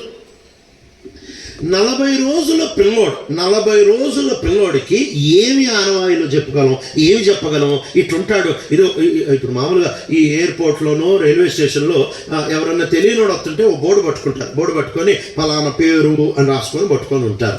ఆ పేరు చూసి వీళ్ళు వచ్చి నేనే సార్ అంటే వాళ్ళని తీసుకొని పోతూ ఉంటారు. ఇప్పుడు సపోజ్ ఒక 40 రోజుల పిల్లలు చాలా మంది గవర్నమెంట్ హాస్పిటల్లో ఒక 100 డెలివరీలు అయ్యాయి అనుకుందాము. ఆ తల్లులందరూ ఈ చిన్న పిల్లల్ని పెట్టుకొని బయటకు వస్తున్నారు. మీరు ఈ తల్లి తెలీదు, పిల్లోడు తెలియదు, ఎవరు తెలియదు, అలాంటి పిలిచి ఆ పిల్లోడు అని చెప్తే ఏం చెప్పి పంపిస్తారు? మీరు ఏం చెప్పినా అర్థం కాదు. ఫోటోలు లేని కాలం అది, ఇన్స్టాగ్రామ్ లేని కాలం సంగతి మాట్లాడుతున్నారు. ఏం చెప్పినా అర్థం కాదు. ఎంత క్లియర్గా ఈ తల్లి తండ్రులు 40 దినాల యేసు, 40 దినాల కంటే కొంచెం భయపడిన 40 దినాల యేసుని తీసుకొని ఎప్పుడైతే మందిరానికి వచ్చారో పరిశుద్ధాత్మ దేవుడు, అప్పుడు సిమియోను మందిరంలో లేడు, సిమియోను బయట ఉన్నాడు. సిమియోను బయటే ఉన్నాడు, అంతేకాదు అన్న కూడా బయటే ఉంది. బయట ఉంటున్న సిమియోనికి పరిశుద్ధాత్మ దేవుడు వెంటనే నీకు ముందు నుంచి చెప్తా వచ్చాను చూడు, వచ్చాడు. టైమింగ్ చెప్పాడు, స్థలం చెప్పాడు. లోపలికి వచ్చిన తర్వాత కరెక్ట్ మరియ యోసేపుల దగ్గరికి తీసుకొని వెళ్ళాడు, చూపించాడు ఈయనే అని. ఎంత చక్కగా తీసుకొని వెళ్ళిపోయాడు. ప్రియ యేసు ప్రభుని పరిశుద్ధాత్మ దేవుడు గుర్తుపెట్టినట్టు ఎవరు గుర్తుపట్టలేదు. ఆయన సహాయం లేకుండా ఎవరు గుర్తుపట్టలేదు. ఎంత విచిత్రం అంటే ఈ 2వ అధ్యాయము యేసు ప్రభువుని ఓ ముసలాయన బయట ఉంటున్నోడు ఆయనను తీసుకొని వచ్చి ఈయనే యేసు అని చూపించారు. జ్ఞానులు నక్షత్రం తీసుకొని వస్తేనే కనుక్కోగలుగుతా వచ్చారు. వీళ్ళకి పక్కన హేరోదుని పెడదాం. ఈ హేరోదు మహా క్రూరమైనోడు, సింహాసనం అంటే తెగ పిచ్చి. ఎంత పిచ్చి అంటే ఆయన ఇంట్లోనే యేసు ప్రభు పుట్టిన అదే సమయానికి ఆయన ఇంట్లో కూడా కొడుకు పుట్టాడు. చాలామంది భార్యలు కదా, వాళ్ళ ఇంట్లోనే అదే వయసులో ఇంచుమించు 2 కొడుకులు ఉన్నారు.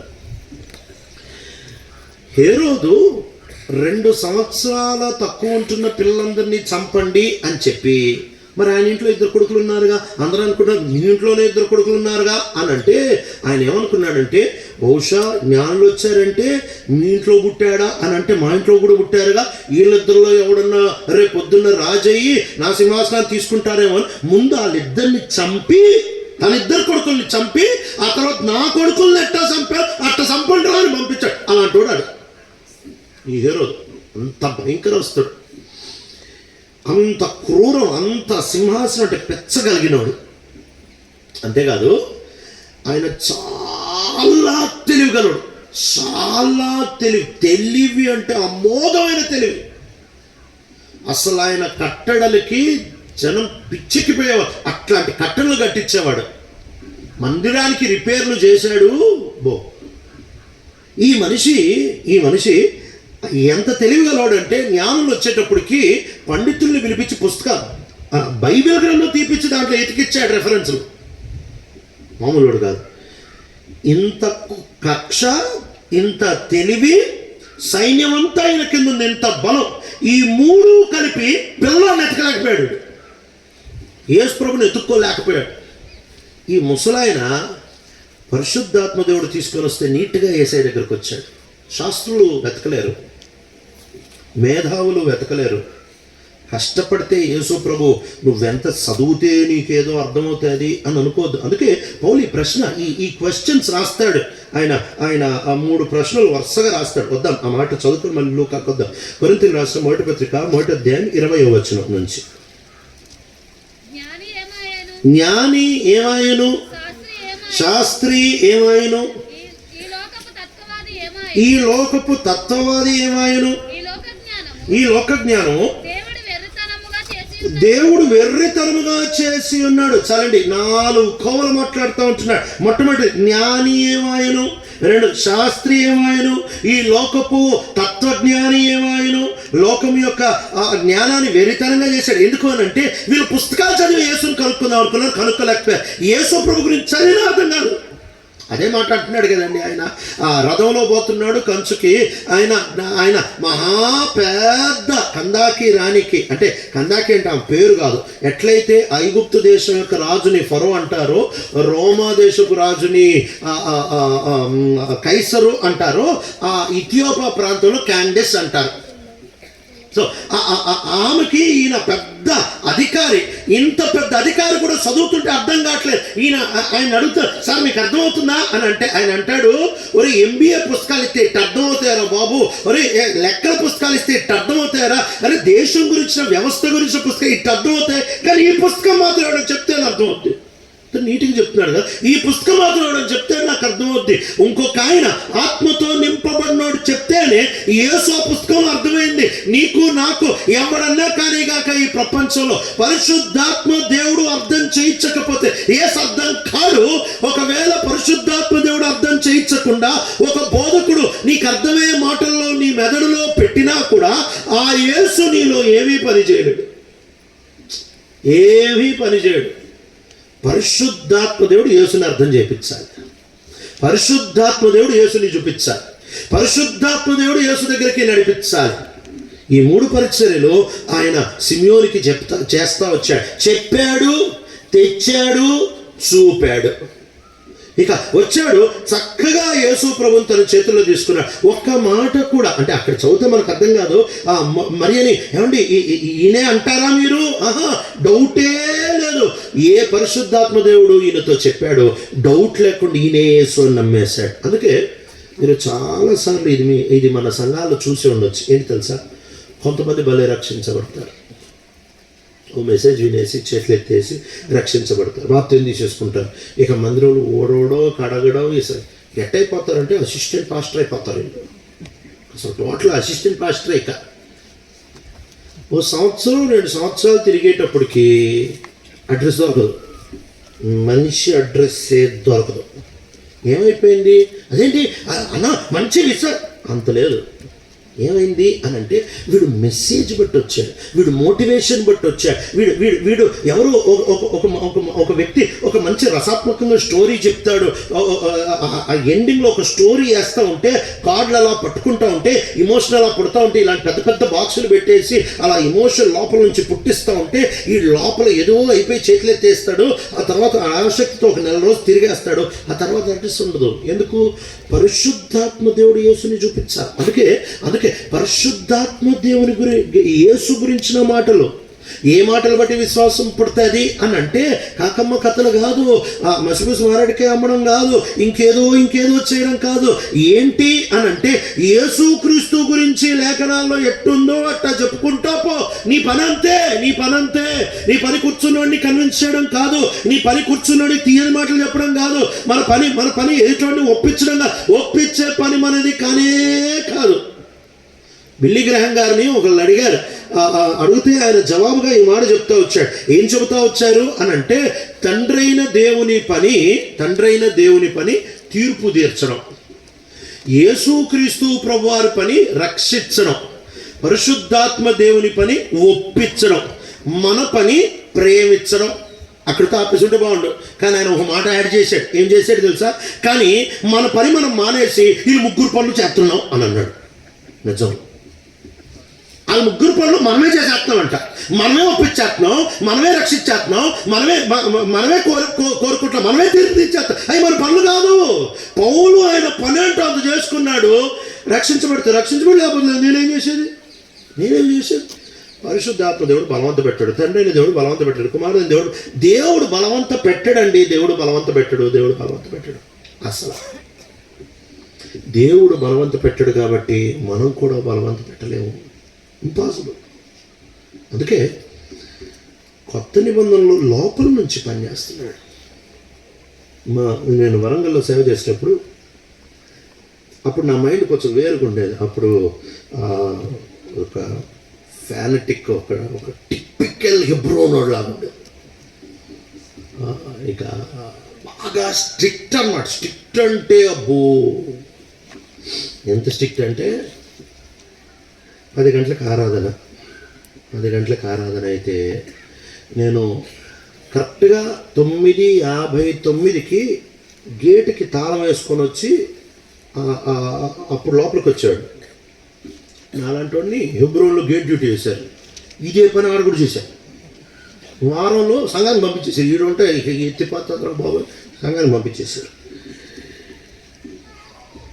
ఈ గుండె ఇప్పుకొని ఓ రోజు ఆడొచ్చాడు.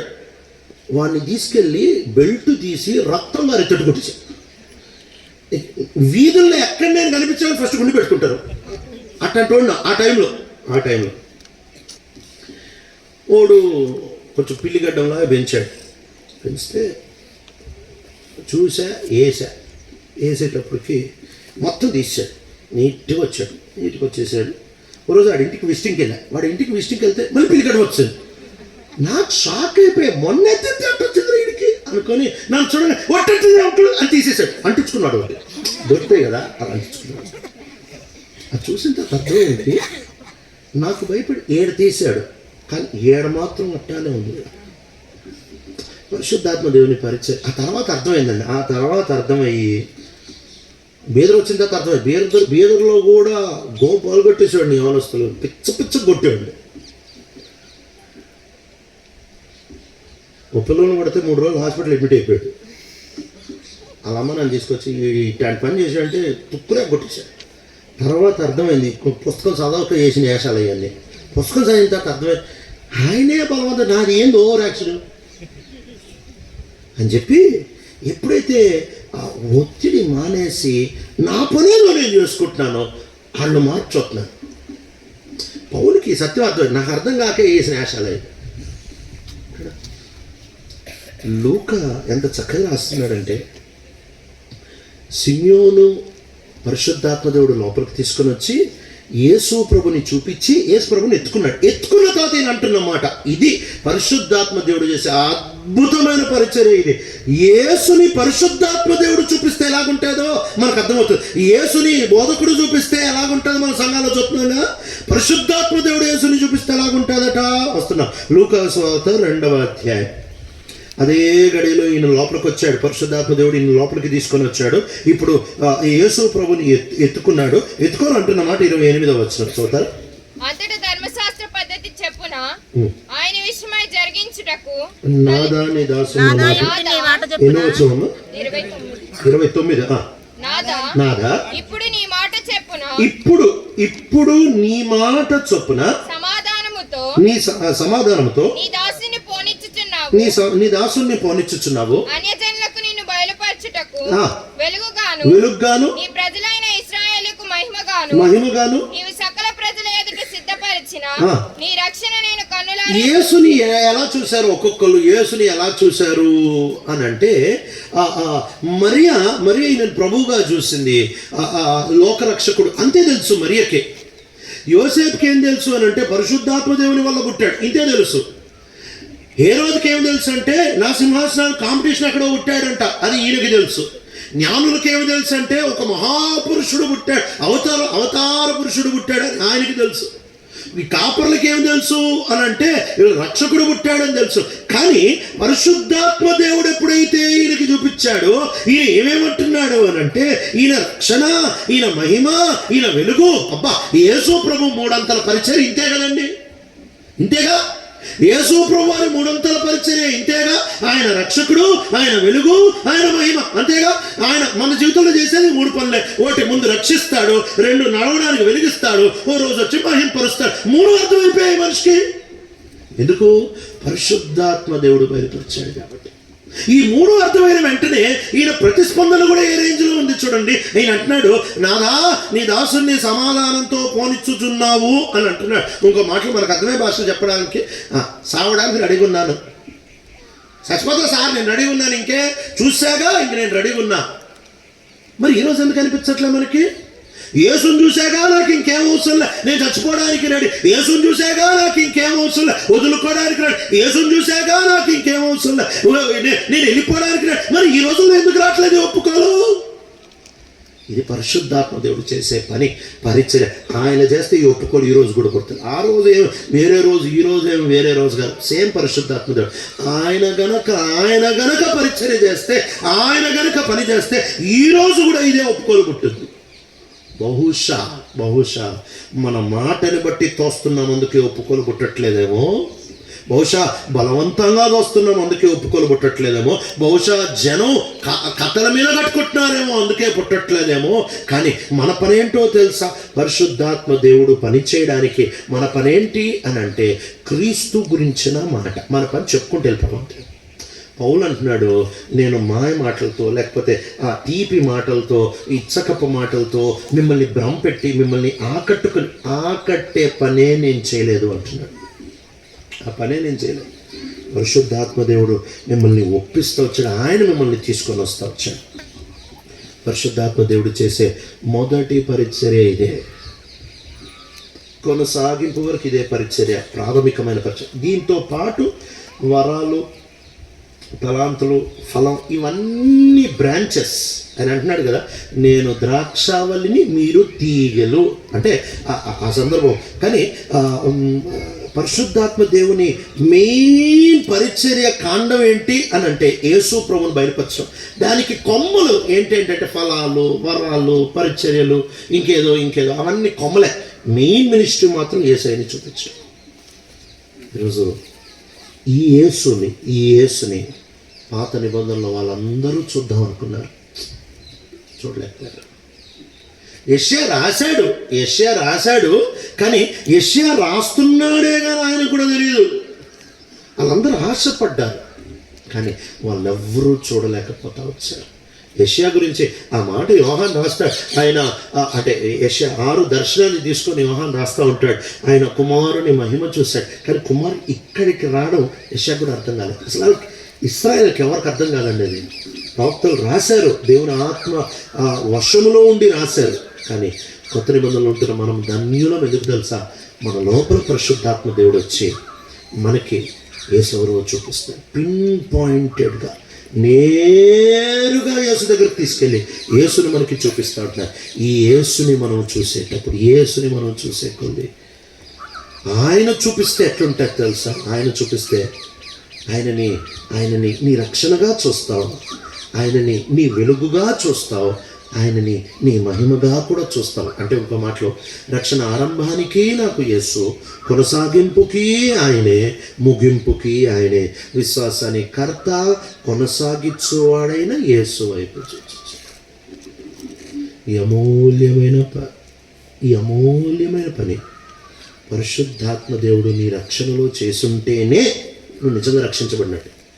ఈ పని రోజు పరిశుద్ధాత్మ దేవుడిని చేయనిస్తే, ముందు చెప్పే కదా బలవంత పెట్టాడని, ఆయన లోపల ఉంటాడు కానీ బలవంత పెట్టాడు. చాలా క్రైస్తవత్వంలో రెండు పిచ్చి గుంపులు, రెండు బాగా అంటే వేస్ట్ చేసుకుంటున్న గుంపులు. ఒక గుంపేమో ఆత్మ రా రా రా అని పిలిచే గుంపు. నువ్వు చెప్తాను ఇది ఎట్టుందంటే, నేను ఆల్రెడీ సోరంపొడికి వచ్చేసి యెరూషలేం ప్రార్థనా మందిరంలో ఉన్నా. మీరు తణుకు నుంచి ఆంధ్రప్రదేశ్ అంతా బూరలు వేసుకొని సోరంపొడి మంచితన రా రా హ్యాండ్ నుంచి వచ్చేది ఆల్రెడీ ఉంటాయి. సో ఈ రా అనే గుంపు వీళ్ళు ఒక టైం వేస్ట్. ఇంకో గుంపు ఎవరో తెలుసా? మనమే. మన స్టోరీ ఏంటంటే, పరిశుద్ధాత్మ దేవుడు లోపలే ఉంటాడు, ఆయన అలా కూర్చోబెట్టుకొని మన పని మనం చేసుకుంటా పోతాం. వాళ్ళేమో రాలేదని ఎదురుచొస్తున్నారు, మనమేమో వచ్చినా కూర్చోబెట్టి మన పని మనం చేసుకుంటాం. ఈరోజన్నా ఆయనకు అనుమతిస్తావా? పరిశుద్ధాత్మ దేవుడిని పని చేయనిస్తావా? నీ ఊహ, నువ్వు అనుకుంది, నువ్వు చేసేది, నీతో శరీరం పుడుతుంది అంతే. పౌలు కొరింథీ సంఘానికి పునాది వేసి ఈ మాట చెప్తున్నాడు. నేను విత్తనం వేశాను, అపోలో నీళ్లు పోసాడు, వృద్ధిలోనికి దేవుడు తెచ్చాడు. ఎందుకు వృద్ధిలోని దేవుడు తెచ్చాడు తెలుసా? మేమిద్దరం కూర్చొని దాన్ని పెంచే పని చేయలేం. మేము చేయాల్సిన పని చేసి వెళ్ళిపోయాం అంతే. మేము చేయాల్సిన నేను వచ్చాను, మీకు సువార్త అందించాను, అపోలో వచ్చాడు, ఇంకా ఏసే అని ధృవీకరించి మీకు నేర్పించి వెళ్ళిపోయాడు. నేను వచ్చాను, ఆ పని చేసుకుని వెళ్ళిపోయాడు. ఆయన వచ్చాడు, ఆయన పని చేసుకుని వెళ్ళిపోయాడు. సంఘం ఎందుకు స్టార్ట్ అయింది అని అంటే దేవుడు పనిచేశాడు.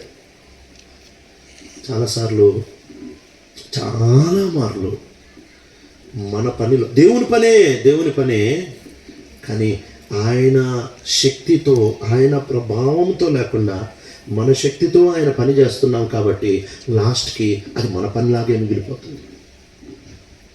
దేవుని పని నా శక్తితో ఎప్పుడైతే చేస్తానో నా పని అయిపోతుంది. దేవుని పని, నిన్న అంతర్వేదిలో మాట్లాడుతూ ఈ మాట కూడా చెప్తా వచ్చాను. దేవుని పని, దేవుని రాజ్యం, దేవుని సరుకు దేవుని సామర్థ్యంతోనే కట్టాలి. మనం కట్టలేము.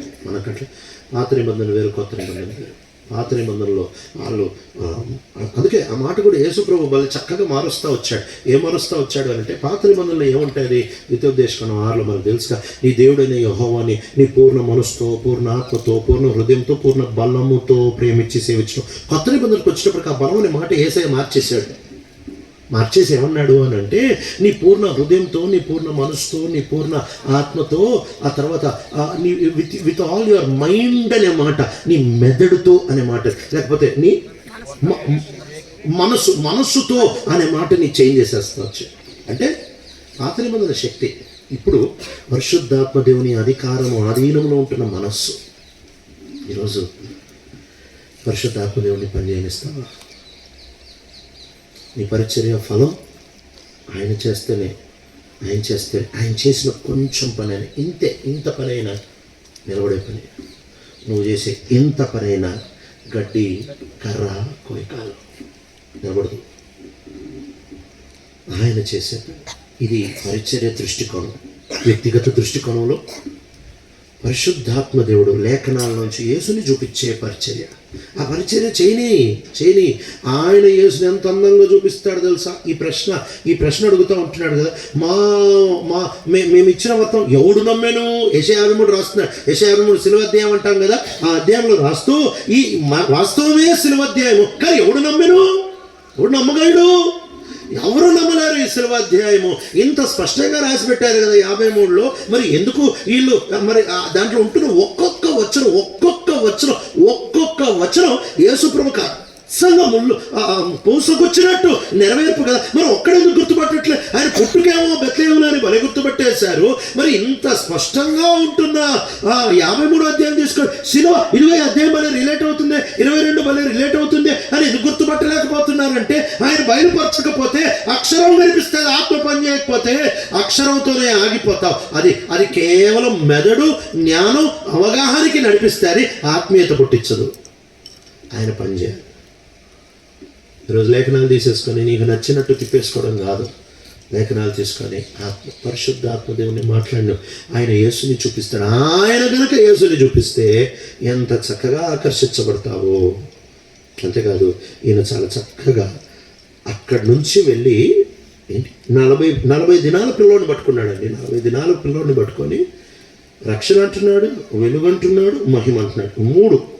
మూడు అన్న తర్వాత ఎంత నీట్గా సిలువ గురించి చెప్తున్నాడు. మరియకు అర్థం కాలే, యోసేపుకి అర్థం కాలే. వీళ్ళు ఈ 9 నెలలు మోసిందివా అంత బట్టి, కానీ సిలువ స్టోరీ యోసేపుకి అర్థం కాలే, మరియకు అర్థం కాలే. ఫస్ట్ టైం సిమియోన్ చెప్తున్నాడు. ఏం చెప్తున్నాడంటే, ఇదిగో ఒక ఈట నీ హృదయాన్ని కూడా అంటే ఆయన గుచ్చుతుంది. ఎంత చక్కగా యేసు ప్రభువారు శిలువ మీద ప్రాణం పెట్టి చచ్చిపోయిన తర్వాత ఆయన శవంని కూడా వదిలిపెట్టకుండా ఈట పొడుస్తాడనే విషయాన్ని సిమియోన్ చూడ. ఏంటి సిమియోను నువ్వు? కొన్ని సిమియోన్ అంటే ఒక ఎత్తు, పాత నిబంధనలో వ్యక్తున్నాడు. ఆదికాండము 5వ అధ్యాయం కొత్త ఆదికాండము 5వ అధ్యాయం 21 నుంచి. హానోకు 65 ఏళ్ళు బ్రతికి మెతూషెలను కనెను. హానోకు మెతూషెలను కనిన తర్వాత 300 ఏండ్లు దేవునితో నడుచుచు కుమార్తెలను కనెను. హానోకు దినములన్నీ 360 ఏండ్లు హానోకు దేవునితో నడిచిన తర్వాత దేవుడు అతనిని తీసుకొని పెంచాలండి. హానోకు గురించి రాయబడుతుంది. ఇది సిమియోన్ అంటే అప్పుడప్పుడు అనుకుందాం. హానోకు ఎప్పుడో ఆదికాండం 1వ అధ్యాయం, ఆదికాండం 5వ అధ్యాయం, 7 తరాలు అంతే. 7వ తరం వాడు హానోకు అని రాస్తాడు కదా యూదా. ఈ హానోకు మామూలుగానే ఒక కొడుకు పుట్టాడు. అంటే తనకు ఒక భార్య ఉంది, ఒక కుటుంబం ఉంది, కొడుకున్నాడు, తర్వాత కుమారులు పుట్టారు, ఒక ఇల్లు ఉంది, మామూలుగా ఉంది. ఈయన దేవునితో కూడా నడిచను అంటే వేరే ఊరేమి వెళ్ళిపోలేదు. దేవునితో నడుచుకుంటూ వెళ్ళిపోయాడంటే వాకింగ్ వెళ్ళిపోయాడేమో అనుకుంటాం, కాదు. దేవునితో నడుచుకుంటూ వెళ్ళిపోయాడు అని అంటే దేవునితో బాగున్నాడు, ఫ్యామిలీతో ఉంటూ. ఆ మాటలు కావాలని రాశారు. ఆమెకు కొడుకు పుట్టాడు మెతూషెల. అంతేకాదు ఆ మెతూషెల అనే పేరు కూడా బలపెట్టాడు, ప్రవచనాత్మకమైన పేరు. ఈయన ప్రవక్త అండి. హానోకు ప్రవచనాత్మకమైన పేరు పెట్టాడు. ఏంటి అని అంటే, ఈ పిల్లోడు చచ్చిపోయినప్పుడు ప్రళయం వస్తుంది, ప్రవచనాత్మకంగా పేరు పెట్టాడు. ప్రభుత్వం నడుస్తున్నాడుగా, ప్రవచనాత్మకంగా పేరు పెట్టాడు. పేరు పెట్టడమే కాదు, ఇక ప్రభుత్వం నడుస్తున్నాడు అంటే అన్ని పనులు వదిలిపెట్టినట్టు కాదు. ఒకవేళ ఆ మాట అంటే 65 సంవత్సరాలకి మెతూషెల పుట్టాడు, ఆ తర్వాత ప్రభుత్వం నడిచాడు అని అంటే, ఒకవేళ ఎక్కడికో వెళ్ళిపోయాడు అని అంటే ఇతర కుమార్తెలు పుట్టారనే మాట ఉండకుండా ఉండాల్సింది. కానీ ఇంకా కుమార్తెలు అనే మాట ఎందుకుంది అని అంటే, ఈయన ప్రభుత్వం నడుస్తూ ఫ్యామిలీ లైఫ్లో ఉన్నాడు, భార్యతోనే ఉన్నాడు, పిల్లలు కూడా ఉన్నారు. ఒకడే కొడుకున్నాడంటే ఇక్కడికి వెళ్ళిపోయాడు, సాధువు అయిపోయాడు అని అనుకోవచ్చు. కానీ అలా కాదు. ఈయన మామూలు ఫ్యామిలీ లైఫ్, మామూలు పొలం జీవితం, మామూలు లైఫ్లో బతుకుతూ ఉంటున్నాడు. కానీ ఈయన ప్రభుత్వం నడుస్తూ ఉంటున్నాడు. ఎలా అర్థమైంది? ఎవరన్నా ఆది కాండ నుంచి ప్రకటన వరకు దేవుడిగా ఎవరైనా అర్థం చేసుకున్నారంటే అది పరిశుద్ధాత్మ దేవుని పరిచర్య. ఆయన అర్థం చేపిస్తే, ఆయన కళ్ళు తెరిపిస్తే హానోకులో పరిశుద్ధాత్మ దేవుడి కార్యం జరిగిస్తూ వచ్చాడు. అందుకే ప్రభు ఎంత గొప్పోడో చూశాడు. ఓ పక్కన కెయ్యేను ఉన్నాడు. మీరు 4వ అధ్యాయం 5వ అధ్యాయానికి వ్యత్యాసాలు చూస్తే, మీరు 4వ అధ్యాయం 5వ అధ్యాయానికి వ్యత్యాసాలు చూస్తే 5వ అధ్యాయంలో దాదాపు ఒకళ్ళిద్దరు మినహాయిస్తే దాదాపుగా ఎవరు పనులు రాయలే. కొడుకు పేరు రాశారు, కొడుకులు పుట్టారు, ఇన్ని సంవత్సరాలు బతికారు అని ఉంటుంది, చచ్చారు అని ఉంటుంది. ఇంతేనండి 5వ అధ్యాయం. కానీ 4వ అధ్యాయం మీరు చూస్తే వాళ్ళ పనులు ఉంటాయి. కయ్యేను వంశం వాళ్ళు ఇల్లు కట్టారు, కయ్యేను వంశం వాళ్ళు వాయిద్యాలు వాయించారు, కయ్యేను వంశం వాళ్ళు ఇంకేదో మొన్న ఎక్కడో వింటా వచ్చారు. ఒకళ్ళంట కయ్యేను వంశం వాళ్ళు వాయిద్యాలు వాయించారు కాబట్టి మేము వాయిద్యాలు వాయించామని మానేశారట. అట్టకి ఇళ్ళల్లో కూడా ఉండకూడదు, ఊర్లో కూడా ఉండకూడదు, మాంసం తినకూడదు, టెంట్లు వేసుకోకూడదు. ఈ 4 కూడా ఆయనే స్టార్ట్ చేసింది. ఇప్పుడు ఇలాంటి స్టార్టింగ్ అని 7 తరాలు అంటే గట్టిగా ప్రతి ఒక్కళ్ళు ఒక 100 సంవత్సరాల లోపల పిల్లలు కన్నారంటే మనిషి స్టార్ట్ అయిన 700 సంవత్సరాల లోపల దాదాపు అటు ఇటు హానోకు వచ్చేసాడు. ఈ హానోకు ఆత్మ ద్వారా దేవుడు ఎవరో అర్థమై దేవునితో నడుస్తున్నాడు. అంటే దేవునితో చూశాడా మనకు తెలియదు, కానీ బయటకి దేవునితో నడుస్తున్నాడు. అంటే ఎక్కడంటే అక్కడ దేవునితో బాగున్నాడు. ఎంత దూరం చూశాడు తెలుసా? వద్దా యూదా పత్రిక 14వ వచనం చూద్దాం. ఆదాము మొదలుకొని ఏడో వాడైన హానోకు కూడా వీరిని గూర్చి ప్రవచించి ఇట్లనెను, ఇదిగో అందరికీ తీర్పు తీర్చుటకును వారిలో బలహీనులందరూ భక్తిహీనముగా చేసిన భక్తిహీన క్రియలన్నిటి గూర్చి భక్తిహీనులైన పాపులు తనకు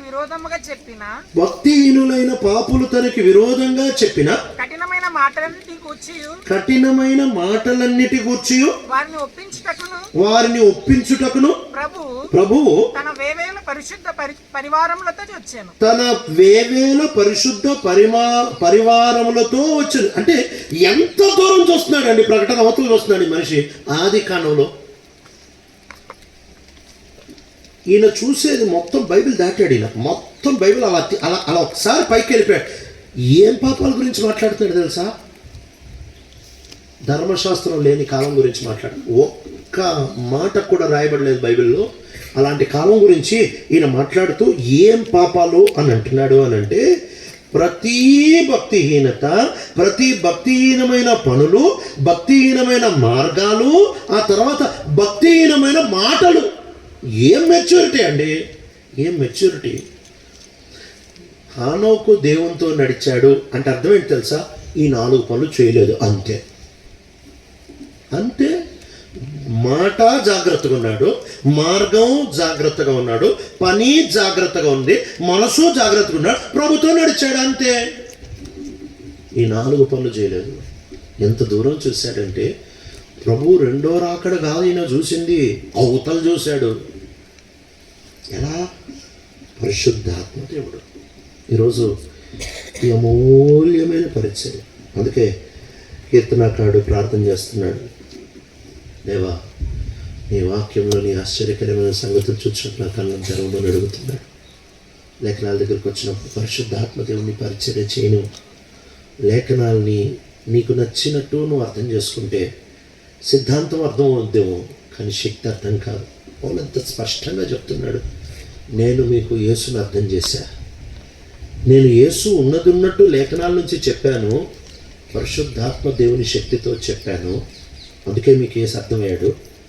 అదే మీ ఊరిలోనే నాటి ప్రపంచంలో జ్ఞాని ఉన్నాడు, శాస్త్రి ఉన్నాడు, తత్వజ్ఞాని ఉన్నాడు, లోకపు జ్ఞాని ఉన్నాడు. ఏమాయను వీళ్ళు ఎందుకు వెతకలేకపోతున్నారు? పరిశుద్ధాత్మ దేవుడు చూపించేది. నువ్వెంత వెతికినా ఆయన నీకు చూపించకుండా ఎవరు చెప్పినా నీకు అర్థం కాదు. ఎందుకు ఒకే వర్తమానం. ఇప్పుడు ఇదే కొరింథీ సంఘంలో లేక గలతి, ఎఫెసి, ఏ సంఘంలో తీసుకోండి, మన సంఘాలు కూడా తీసుకోండి. ఇదే వర్తమానం ఒకడికి అస్సలు పనిచేయదు, ఒకడికి పనిచేస్తుంది. ఎందుకు?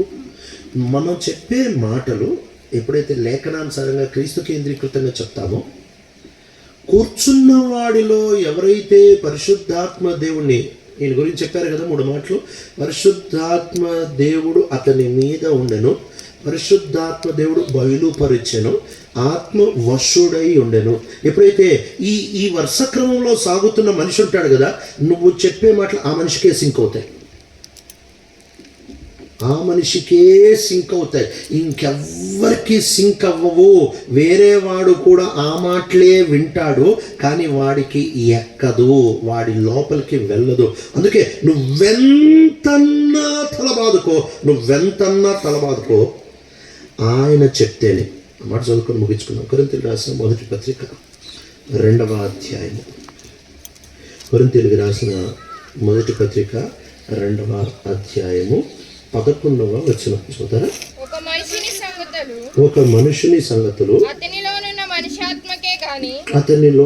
మనుషాత్మకే కాని మనుషులలో ఎవరికి తెలియను. మనుషుల్లో ఎవరికి తెలియదు. ఇది ఈ మాట అర్థం ఏంటంటే, ఇప్పుడు నేనున్నానండి, నేను ఎవరిని అంటే ఒక వ్యక్తిత్వం ఉంది, నా బయటకు కనిపించేది అది కాదు, నా లోపల ఒక వ్యక్తిత్వం ఉంది. మంజిత్ అని ఒక వ్యక్తిత్వం. ఈ ముఖం మంజిత్ కాదు, ఈ చేతులు మంజిత్ కాదు. ఈ చెయ్యి నరికేసాడు పెట్టి నీ గురించి నువ్వు చెప్పుకో అని అంటే ఇది చెయ్యి అని అంటది. ఎవడి చెయ్యి, వాడెవడు నాకు తెలీదు అంటది. ఈ చెయ్యికి నేనెవరినో తెలీదు, ఈ ముఖానికి నేనెవరినో తెలీదు, నా కాళ్ళకి నేనెవరినో తెలియదు. నా కాలు కోసాడు పెట్టావనుకో, నువ్వు ఎవరు అంటే నేను కాలు అంటే, ఎవరు కాలు అని అంటే మంజిత్ అని ఒకడు, ఆడు ఎవడు అని అంటే నాకు తెలీదు. నీ వ్యక్తిత్వం నీ దేహ అవ్యాయాలకి తెలీదు, తెలీదు. నీ వ్యక్తిత్వం నీ ఆత్మకే తెలుస్తుంది. అంటే నీ లోపల నుంచి ఆత్మని తీసి నువ్వెవరు అని అంటే నేను మంజిత్ ఆత్మ.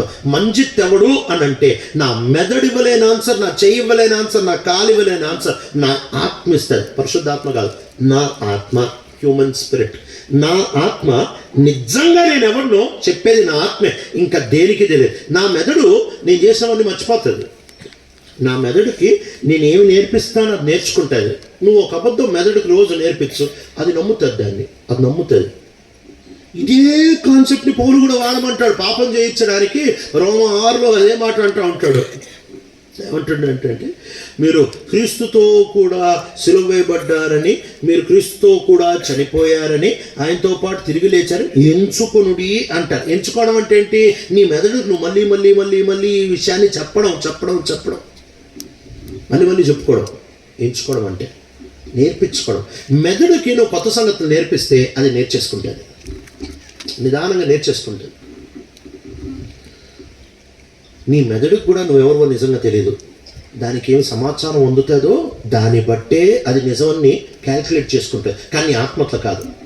నీ ఆత్మకు సమాచారం అవసరం లే, నీ ఆత్మకు ఎవడో చెప్పనవసరం లే. నీ ఆత్మను నువ్వు మోసం చేసుకోలేవు.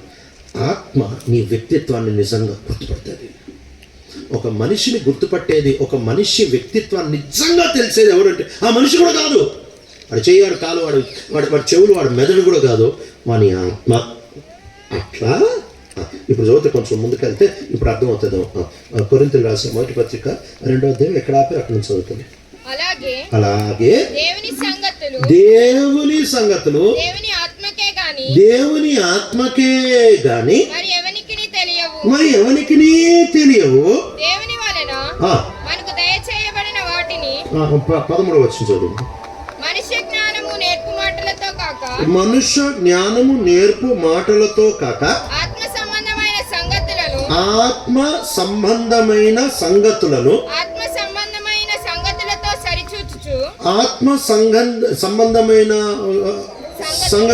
సరిచూచుచు ఆత్మ నేర్పు మాటలతో వీటిని గూర్చి మేము బోధించుచున్నాము. ప్రకృతి సంబంధిమైన మనుషుడు దేవుని ఆత్మ విషయములను అంగీకరింపడు. చాలండి. ఎందుకు ఒక మెసేజ్ ఒకరికి పని చేస్తుంది అని అంటే సేమ్ ఇదే మాట. వాకీ టాకీలు అంటారు, అంటే పోలీసు వాళ్ళు వాడుతూ ఉంటారు వైర్లెస్. ఇక్కడ నుంచి ఫోన్ రింగ్ చేస్తే ఆ వాకీ టాకీ ఆ ఫ్రీక్వెన్సీ వాళ్ళకే వస్తుంది. సరే మీ భాషలో చెప్తా, మీ దగ్గర టాటా స్కై ఉంది, టీవీకి టాటా స్కై ఉంటుంది కదా, టాటా స్కై ఉంది. మీ ఇంటి పక్క వాళ్ళ దగ్గరేమో ఎయిర్టెల్ ఉంది. ఆ ఎయిర్టెల్లో రిమోట్ తెచ్చి ఒత్తుతూ ఉంటే టాటా స్కై పనిచేయదు. ఎందుకు పనిచేయదు? ఎయిర్టెల్లో రిమోట్ ఎయిర్టెల్కే సిగ్నల్ అందుద్ది, టాటా స్కై రిమోట్ టాటా స్కైకే సిగ్నల్ అందుద్ది. అట్లానే వర్తమానం వాస్తవమే, ఈ సిగ్నల్ ప్రపంచం అంతా తిరుగుతుంది. ఏంటి? ఛానల్ సిగ్నల్ ప్రపంచం అంతా తిరుగుతుంది. కానీ ఈ రిమోట్ ఆ యూనిట్కి కమ్యూనికేట్ అవ్వాలంటే వీళ్ళల్లో వాళ్ళలో సేమ్ అయి ఉండాలి. అంటే ఇక్కడ 2 ప్రాబ్లమ్స్ ఉన్నాయి. నిలబడ్డోడ్లో పరిశుద్ధాత్మ దేవుడు పనిచేయట్లేదు అనుకోండి, కింద కూర్చున్నోడ్లో పరిశుద్ధాత్మ దేవుడు ఏమి తెచ్చుకోడు, సిగ్నల్ తగలదు. నిలబడ్డోడ్లో పరిశుద్ధాత్మ దేవుడు పనిచేస్తున్నాడు అనుకోండి, కూర్చున్నోడ్లో పరిశుద్ధాత్మ దేవుడు పనిచేయకపోతే సిగ్నల్ అందదు. 2 లోపాలు. మీ ప్రాంతంలో 2వ లోపం ఎక్కువేమో అనుకుంటున్నా, మా ప్రాంతంలో 1టి లోపం ఎక్కువ అనుకుంటున్నా. మా దగ్గర చెప్పేవాడు సరిగ్గా చెప్పడు, ఇన్నేవాళ్ళు పాపం చాలా ఆసక్తిగా ఉంటారు. మీ దగ్గర ఇనేవాడు సరిగ్గా ఏంటో, చెప్పేవాడు చాలా ఆసక్తిగా చెప్తాడు. మెట్టుకి 2 కలవాలండి, ఇక్కడ సిగ్నల్ అక్కడ సిగ్నల్. ఎందుకంటే మనిషికి దేవుడి గురించి ఏమర్థమవుతుంది?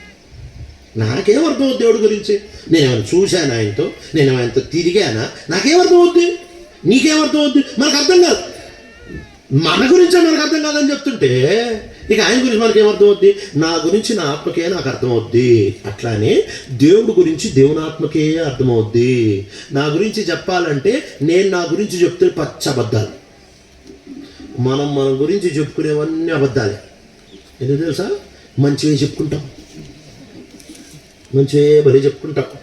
నేనేమేం చేసే తెలుసా బ్రదర్? ఏమేం చేసావు అని చెప్పు, మంచివేవో అవి చెప్తావు, అన్ని అబద్ధాలు. నా లోపల ఉంటారు ఆత్మ మాట్లాడితే నేనేమేం చేశాను మొత్తం చెప్పింది. సో దేవుడు ఎవరు అని దేవుని ఆత్మకి తెలుసు. ఈ దేవుని ఆత్మ నీతో మాట్లాడుతుంటే నీ లోపల రక్షించబడిన తర్వాత లోపలుంటున్న పరిశుద్ధాత్మ దేవుడు యాక్టివ్గా ఎప్పుడైతే పనిచేస్తుంటాడో, ఈ పరిశుద్ధాత్మ దేవుడు చురుకుగా ఎప్పుడైతే నువ్వు ఆయనకు లోబడతా ఉంటావో ఆయన పనిచేయడానికి స్ఫూర్తి వస్తూ ఉంటాడు. ఆయన చాలా యాక్టివ్గా ఉంటాడు కదా, అదే మెసేజ్ ఇద్దరికి వెళ్తుంది. ఒకడు భలే పట్టుకుంటాడు, ఒకడు భలే తగదు.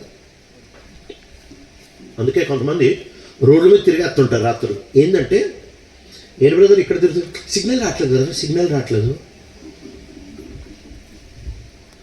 మన ప్రాబ్లమే సిగ్నల్ తగలట్లే, అందుకే తెగ తిరిగేస్తున్నాం. పౌలు అంటున్నాడు, నేను మీ దగ్గరకు సువార్త తీసుకొని వచ్చా. ఆ సువార్త క్రీస్తు గురించి, క్రీస్తు కేంద్రీకృతమైన మాటలు చెప్పాను. నాకు తీయటి మాటలు వచ్చు, వాడలేదు. పర్సుయేసివ్ వర్డ్స్ అంటే బలవంత పెట్టే మాటలు, నేను స్ఫూర్తి కలిగించే మాటలు నాకు వచ్చు, కానీ చేయలేదు. ఉన్నట్టు చెప్పేసి వదిలేశాను. ఎందుకంటే పనిచేసేవాడు నువ్వు కదా ప్రభా అని చెప్పి వదిలేశాడు. ఆయన పనిచేశాడు మీలో. తర్వాత అధ్యాయాలు రాస్తాడు, మీలో గతంలో చాలా గలీజ్ పనులు చేసేవాళ్ళు చాలామంది ఉన్నారు. అలాంటి వాళ్ళని వచ్చి ఆయన దర్శించాడు. మీరు మారారు కదా, మీరు రాజ్యాన్ని నమ్ముకొని వచ్చారు కదా.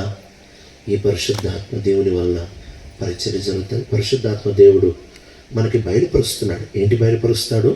మొట్టమొదటిగా యేసవురు బయలుపరుస్తాడు. ఆయన బయలుపరిస్తే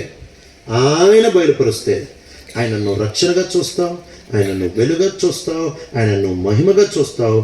యేసు ఉంటే చాలు, చచ్చిపోతా, నేను చచ్చిపోవడానికి కూడా రెడీగా ఉన్నా. చాలాసార్లు మన వాళ్ళు ఇదే డైలాగ్ కొడుతుంటారు. బహుశా ఈ మీటింగ్ రాకుండా నువ్వు డైలాగ్ కొట్టుకుని వచ్చావు, చచ్చిపోతా నేను ఉన్నాక. ఎవరు చెప్పలేదు, ఎవరు ఏడుచుకుంటావు, ప్రభావం నేను చచ్చిపోతా, ప్రభావం తీసుకో ప్రభావం. ఎందుకన్నా తెలుసా అన్నమాట? సమస్యలు తట్టుకోలేక, అనారోగ్యత ఎక్కువైపోయి, రోగాలు ఎక్కువైపోయి, ఆర్థిక ఇబ్బందులు ఎక్కువైపోయి, భర్త తరువు ఎక్కువైపోయి, లేకపోతే ఆ పిల్లల పోరు ఎక్కువైపోయి నేను చచ్చిపోతా. సిమేన్ అలా అంటలేదు, నేను ఏ సైన్ చూసా హ్యాపీ చచ్చిపోతా. పరిశుద్ధాత్మ దేవుడు మనం అలా సిద్ధపరుస్తాడని ఆయన యేసుని చూపిస్తే ఎట్టుంటుందంటే ఇంకేమీ అవసరం లేదు చూడు ప్రభా, నేను యేసుని చూసా, నేను చచ్చిపోవడానికి రెడీగా ఉన్నా.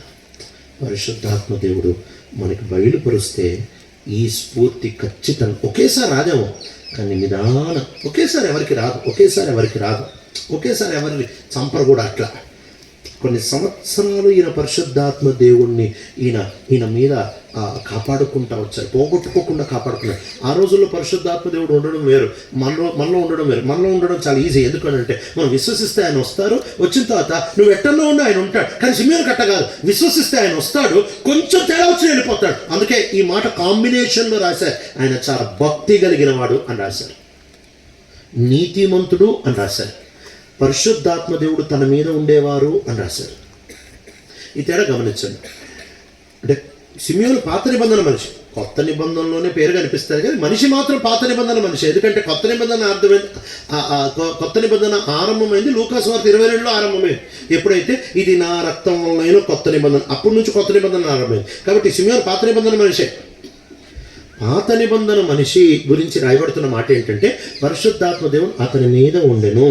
అంటే ఆయన చాలా జాగ్రత్తగా కాపాడుకుంటున్నాడు. ఈ పరిశుద్ధాత్మ దేవుడు ఆయన మీద ఉండడానికి కాపాడుకున్నాడు. ఇది పాత నిబంధన భాష. కొత్త నిబంధన భాష ఏంటో తెలుసా? స్టెఫెన్ గురించి రాశారు, లేకపోతే ఫిలిప్పు గురించి రాశారు, లేకపోతే అపోస్తల కార్యాలు 6వ అధ్యాయంలో రాస్తూ వచ్చారు. పరిశుద్ధాత్మ దేవునితో నింపబడ్డారు. ఆ రోజుల్లో వాళ్ళ పాత నిబంధనోడు పని ఏంటి తెలుసా? పరిశుద్ధాత్మ దేవుణ్ణి పోగొట్టుకోకుండా కాపాడుకోవడం. కొత్త నిబంధనోడు పని ఏంటంటే పరిశుద్ధాత్మ దేవునితో నింపబడడం. సిమియోను పరిశుద్ధాత్మ దేవుణ్ణి కాపాడుకున్నాడు. మనం కాపాడుకొని వస్తున్నాం. ఆయన పోవడం, మనం నింపబడి అంతస్తులోనికి రావాలి. ఇక్కడ మీద పరిశుద్ధాత్మ దేవుడు ఉంటేనే ఈ వ్యక్తి పిల్లోడైన యేసు 40 రోజుల యేసుని చూసి, సార్ నేను చచ్చిపోవడానికి రెడీగా ఉన్నా, తృప్తిగా సమాధానంతో వెళ్ళిపోతున్నా అంటున్నాను. సమాధానంతో చచ్చిపోయిన విశ్వాసం చూసి ఎన్ని రోజులైంది? తృప్తిగా నేను వెళ్ళిపోతున్నాను చూసి ఎన్ని రోజులైంది? మా అమ్మమ్మ వాళ్ళ అమ్మ చాలా భక్తి. నేను చాలా చిన్నోడిని. ఆమె ఎప్పుడు ప్రార్థన ఉండేది, పెద్ద బైబిల్ పట్టుకొని తిరిగేది. ఎప్పుడు చిన్న గుర్తుంది నాకు. ఆమె ప్రభుత్వం ఇలా చక్కగా మాట్లాడుకునేది. అంటే పాతకాలపు మనుషులు కదా, పెద్ద చదువేం రాదు, కానీ చక్కగా ప్రభుత్వం మాట్లాడుకునేటప్పుడు ఎవరైనా వచ్చారనుకో, ప్రభుత్వం మాట్లాడుతున్నా అనేది. నేను చిన్నప్పుడు అక్కడ మెంట్లేమో వస్తుంది కదా, మెంట్లేమో అనేది. ఓ రోజు ఎవరింట్లో అయితే ఉంటుందో మా పెద్దనాన్నోళ్ళు ఉత్తరం రాశారు అందరికీ. ఏం రాశారంటే,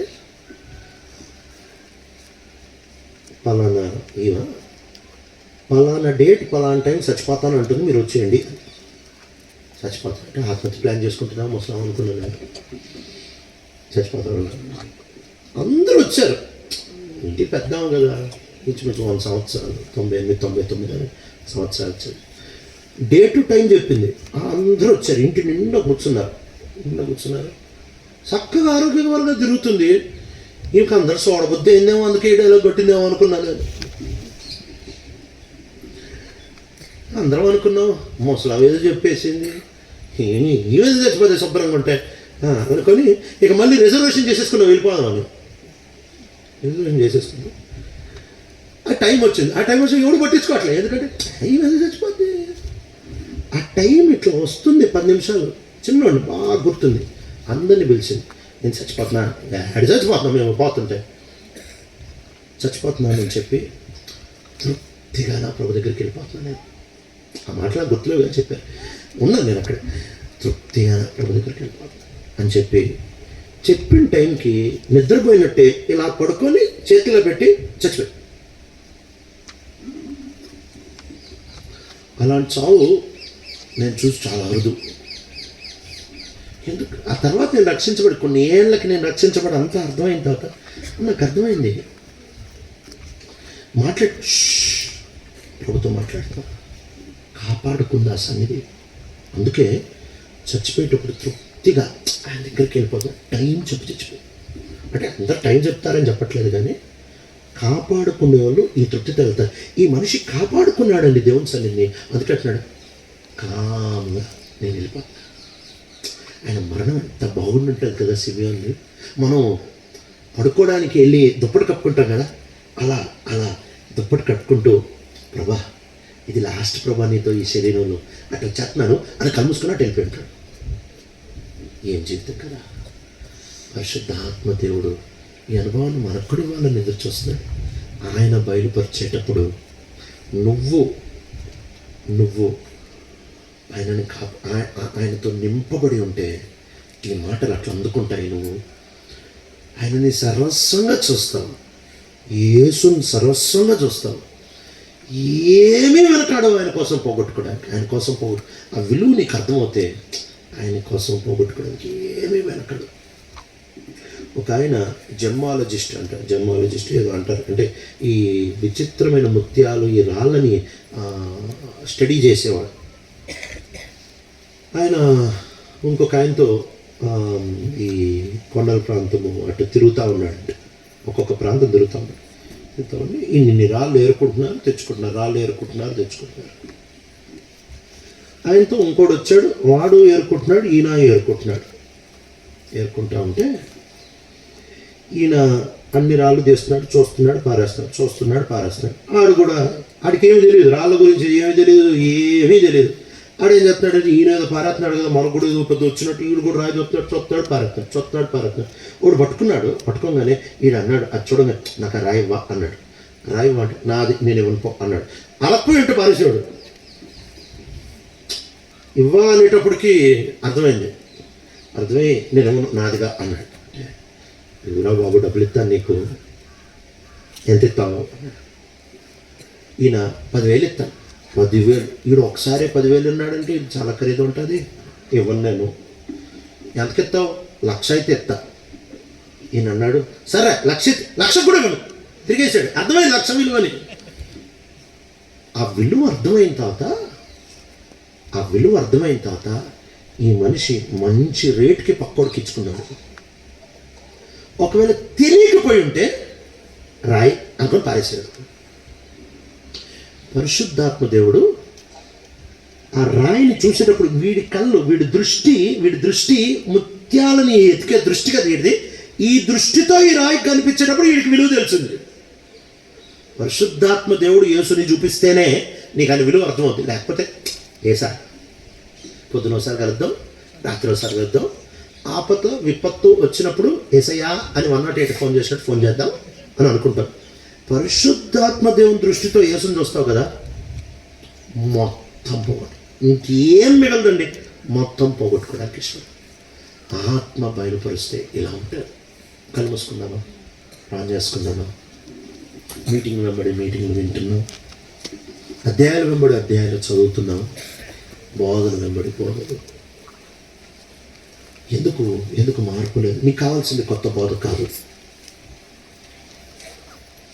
నీకు కావాల్సింది కొత్త సత్యం కాదు. నో, నీకు కావాల్సింది కొత్త బోధ కాదు, కొత్త సత్యం కాదు, కొత్త మర్మం కాదు. ఇవి ఏవి నీకు అవసరం లేదు. నీ ఆత్మీయ ఎదుగుదలకి అస్సలు అవసరం లేదు ఇవి. నీకు కావాల్సింది ఇప్పటికే బోధించబడిన బోధ, ఇప్పటికే సంపూర్ణులు అవ్వడానికి కావలసిన వాక్యం నీ చేతిలో పెట్టేశాడు. మరి ఎందుకు పని జరగట్లేదు అని అంటే, ఈ అద్భుతమైన పరిశుద్ధాత్మ దేవుడు నీలో ఉన్నారు, కానీ ఆయనకి నువ్వు స్వేచ్ఛ ఇవ్వట్లేదు, ఆయనని నువ్వు మాట్లాడనివ్వట్లేదు,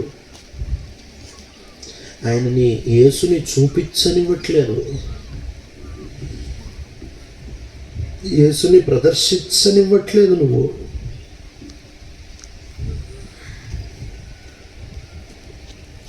ఎందుకు నీ పనిలో ఫలం కనపట్లేదు తెలుసా? తీయపు మాటలు లేక బలవంతపు మాటలు. మాటతో అవ్వదు. మాటతో శరీరాన్ని లాగొచ్చు, ఆత్మతో ఆత్మకి పరిచయం చేయొచ్చు. నా వంతు ఏంటంటే ఆత్మ ద్వారా అందించడం. నీ వంతు ఏంటంటే ఆత్మ ద్వారా స్వీకరించడం. అంతేగా ఆయన చెప్పే మాట. మనం పరిశుద్ధ ఆత్మ దేవునితో నింపబడితే ఆయన మాటలు అందుకుంటాం. ఈరోజు చాలా నిర్లక్ష్యంగా బతుకుతున్నప్పుడు సిమియోను హానోకులు ఎంత జాగ్రత్తగా బతికారు. బైబిల్ లేని కాలంలో మనిషి మార్గం విషయంలో, మనసు విషయంలో, మాట విషయంలో ఇంత జాగ్రత్తగా ఉన్నాడే. ఇంత బైబిల్ ఉన్న కాలంలో జాగ్రత్త లేదే నాకు. జాగ్రత్త లేనివాడికి ఎన్ని సత్యాలు ఇస్తే ఏమేం? ఆయన అంటున్నాడు, ముందుల ముందు ముత్యాలేవాకు, ఎన్ని ముత్యాలు వేస్తే ఏమి లాభం? 10 ముందు ఒక్క ముందు ప్రతిష్ఠితమైనది వేయబాకు. ఎంత ప్రతిష్ఠితమైనది అయితే కుక్క ముందు వేస్తే, ఆత్మ లేనివాడు ముందు ఏమేస్తే ఏమి లాభము? పరిశుద్ధాత్మదేవుని ఎంత దుఃఖపెట్టావు.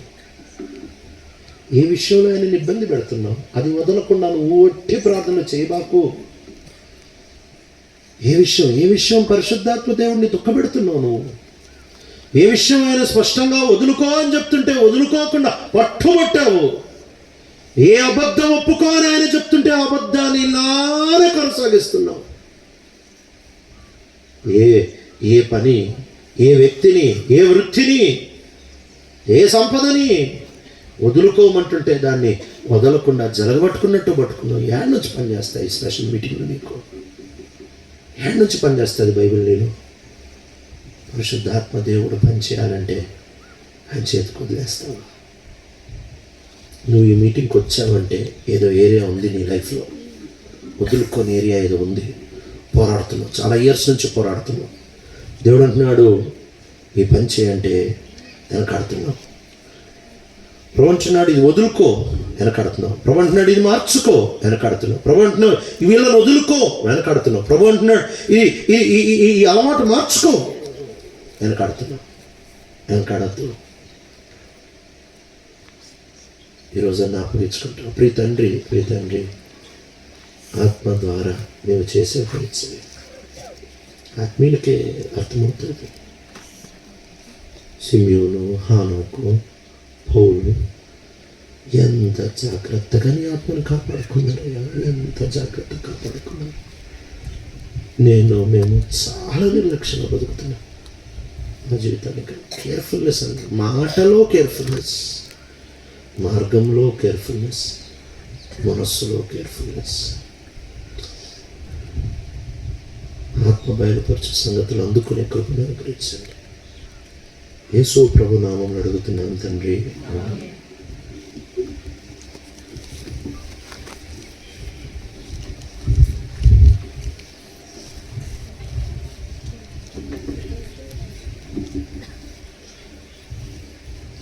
సమయంలో లేచి నిలబడి ఒక పాట పాడుకుంటాం. ఎవరికైనా మరి దప్పికైతే మీకు దప్పిక తీర్చుకుని రండి. ఈ పాట అయిన వెంటనే మళ్ళీ వాక్యం వింటాం. కొద్ది సమయం దయచేసి ఓపిక పట్టండి. వాష్రూమ్కి వెళ్ళవలసిన అవసరం ఉంటే మందిరం వైపు మరి వాష్రూమ్స్ ఉన్నాయి. మీ యొక్క అవసరతను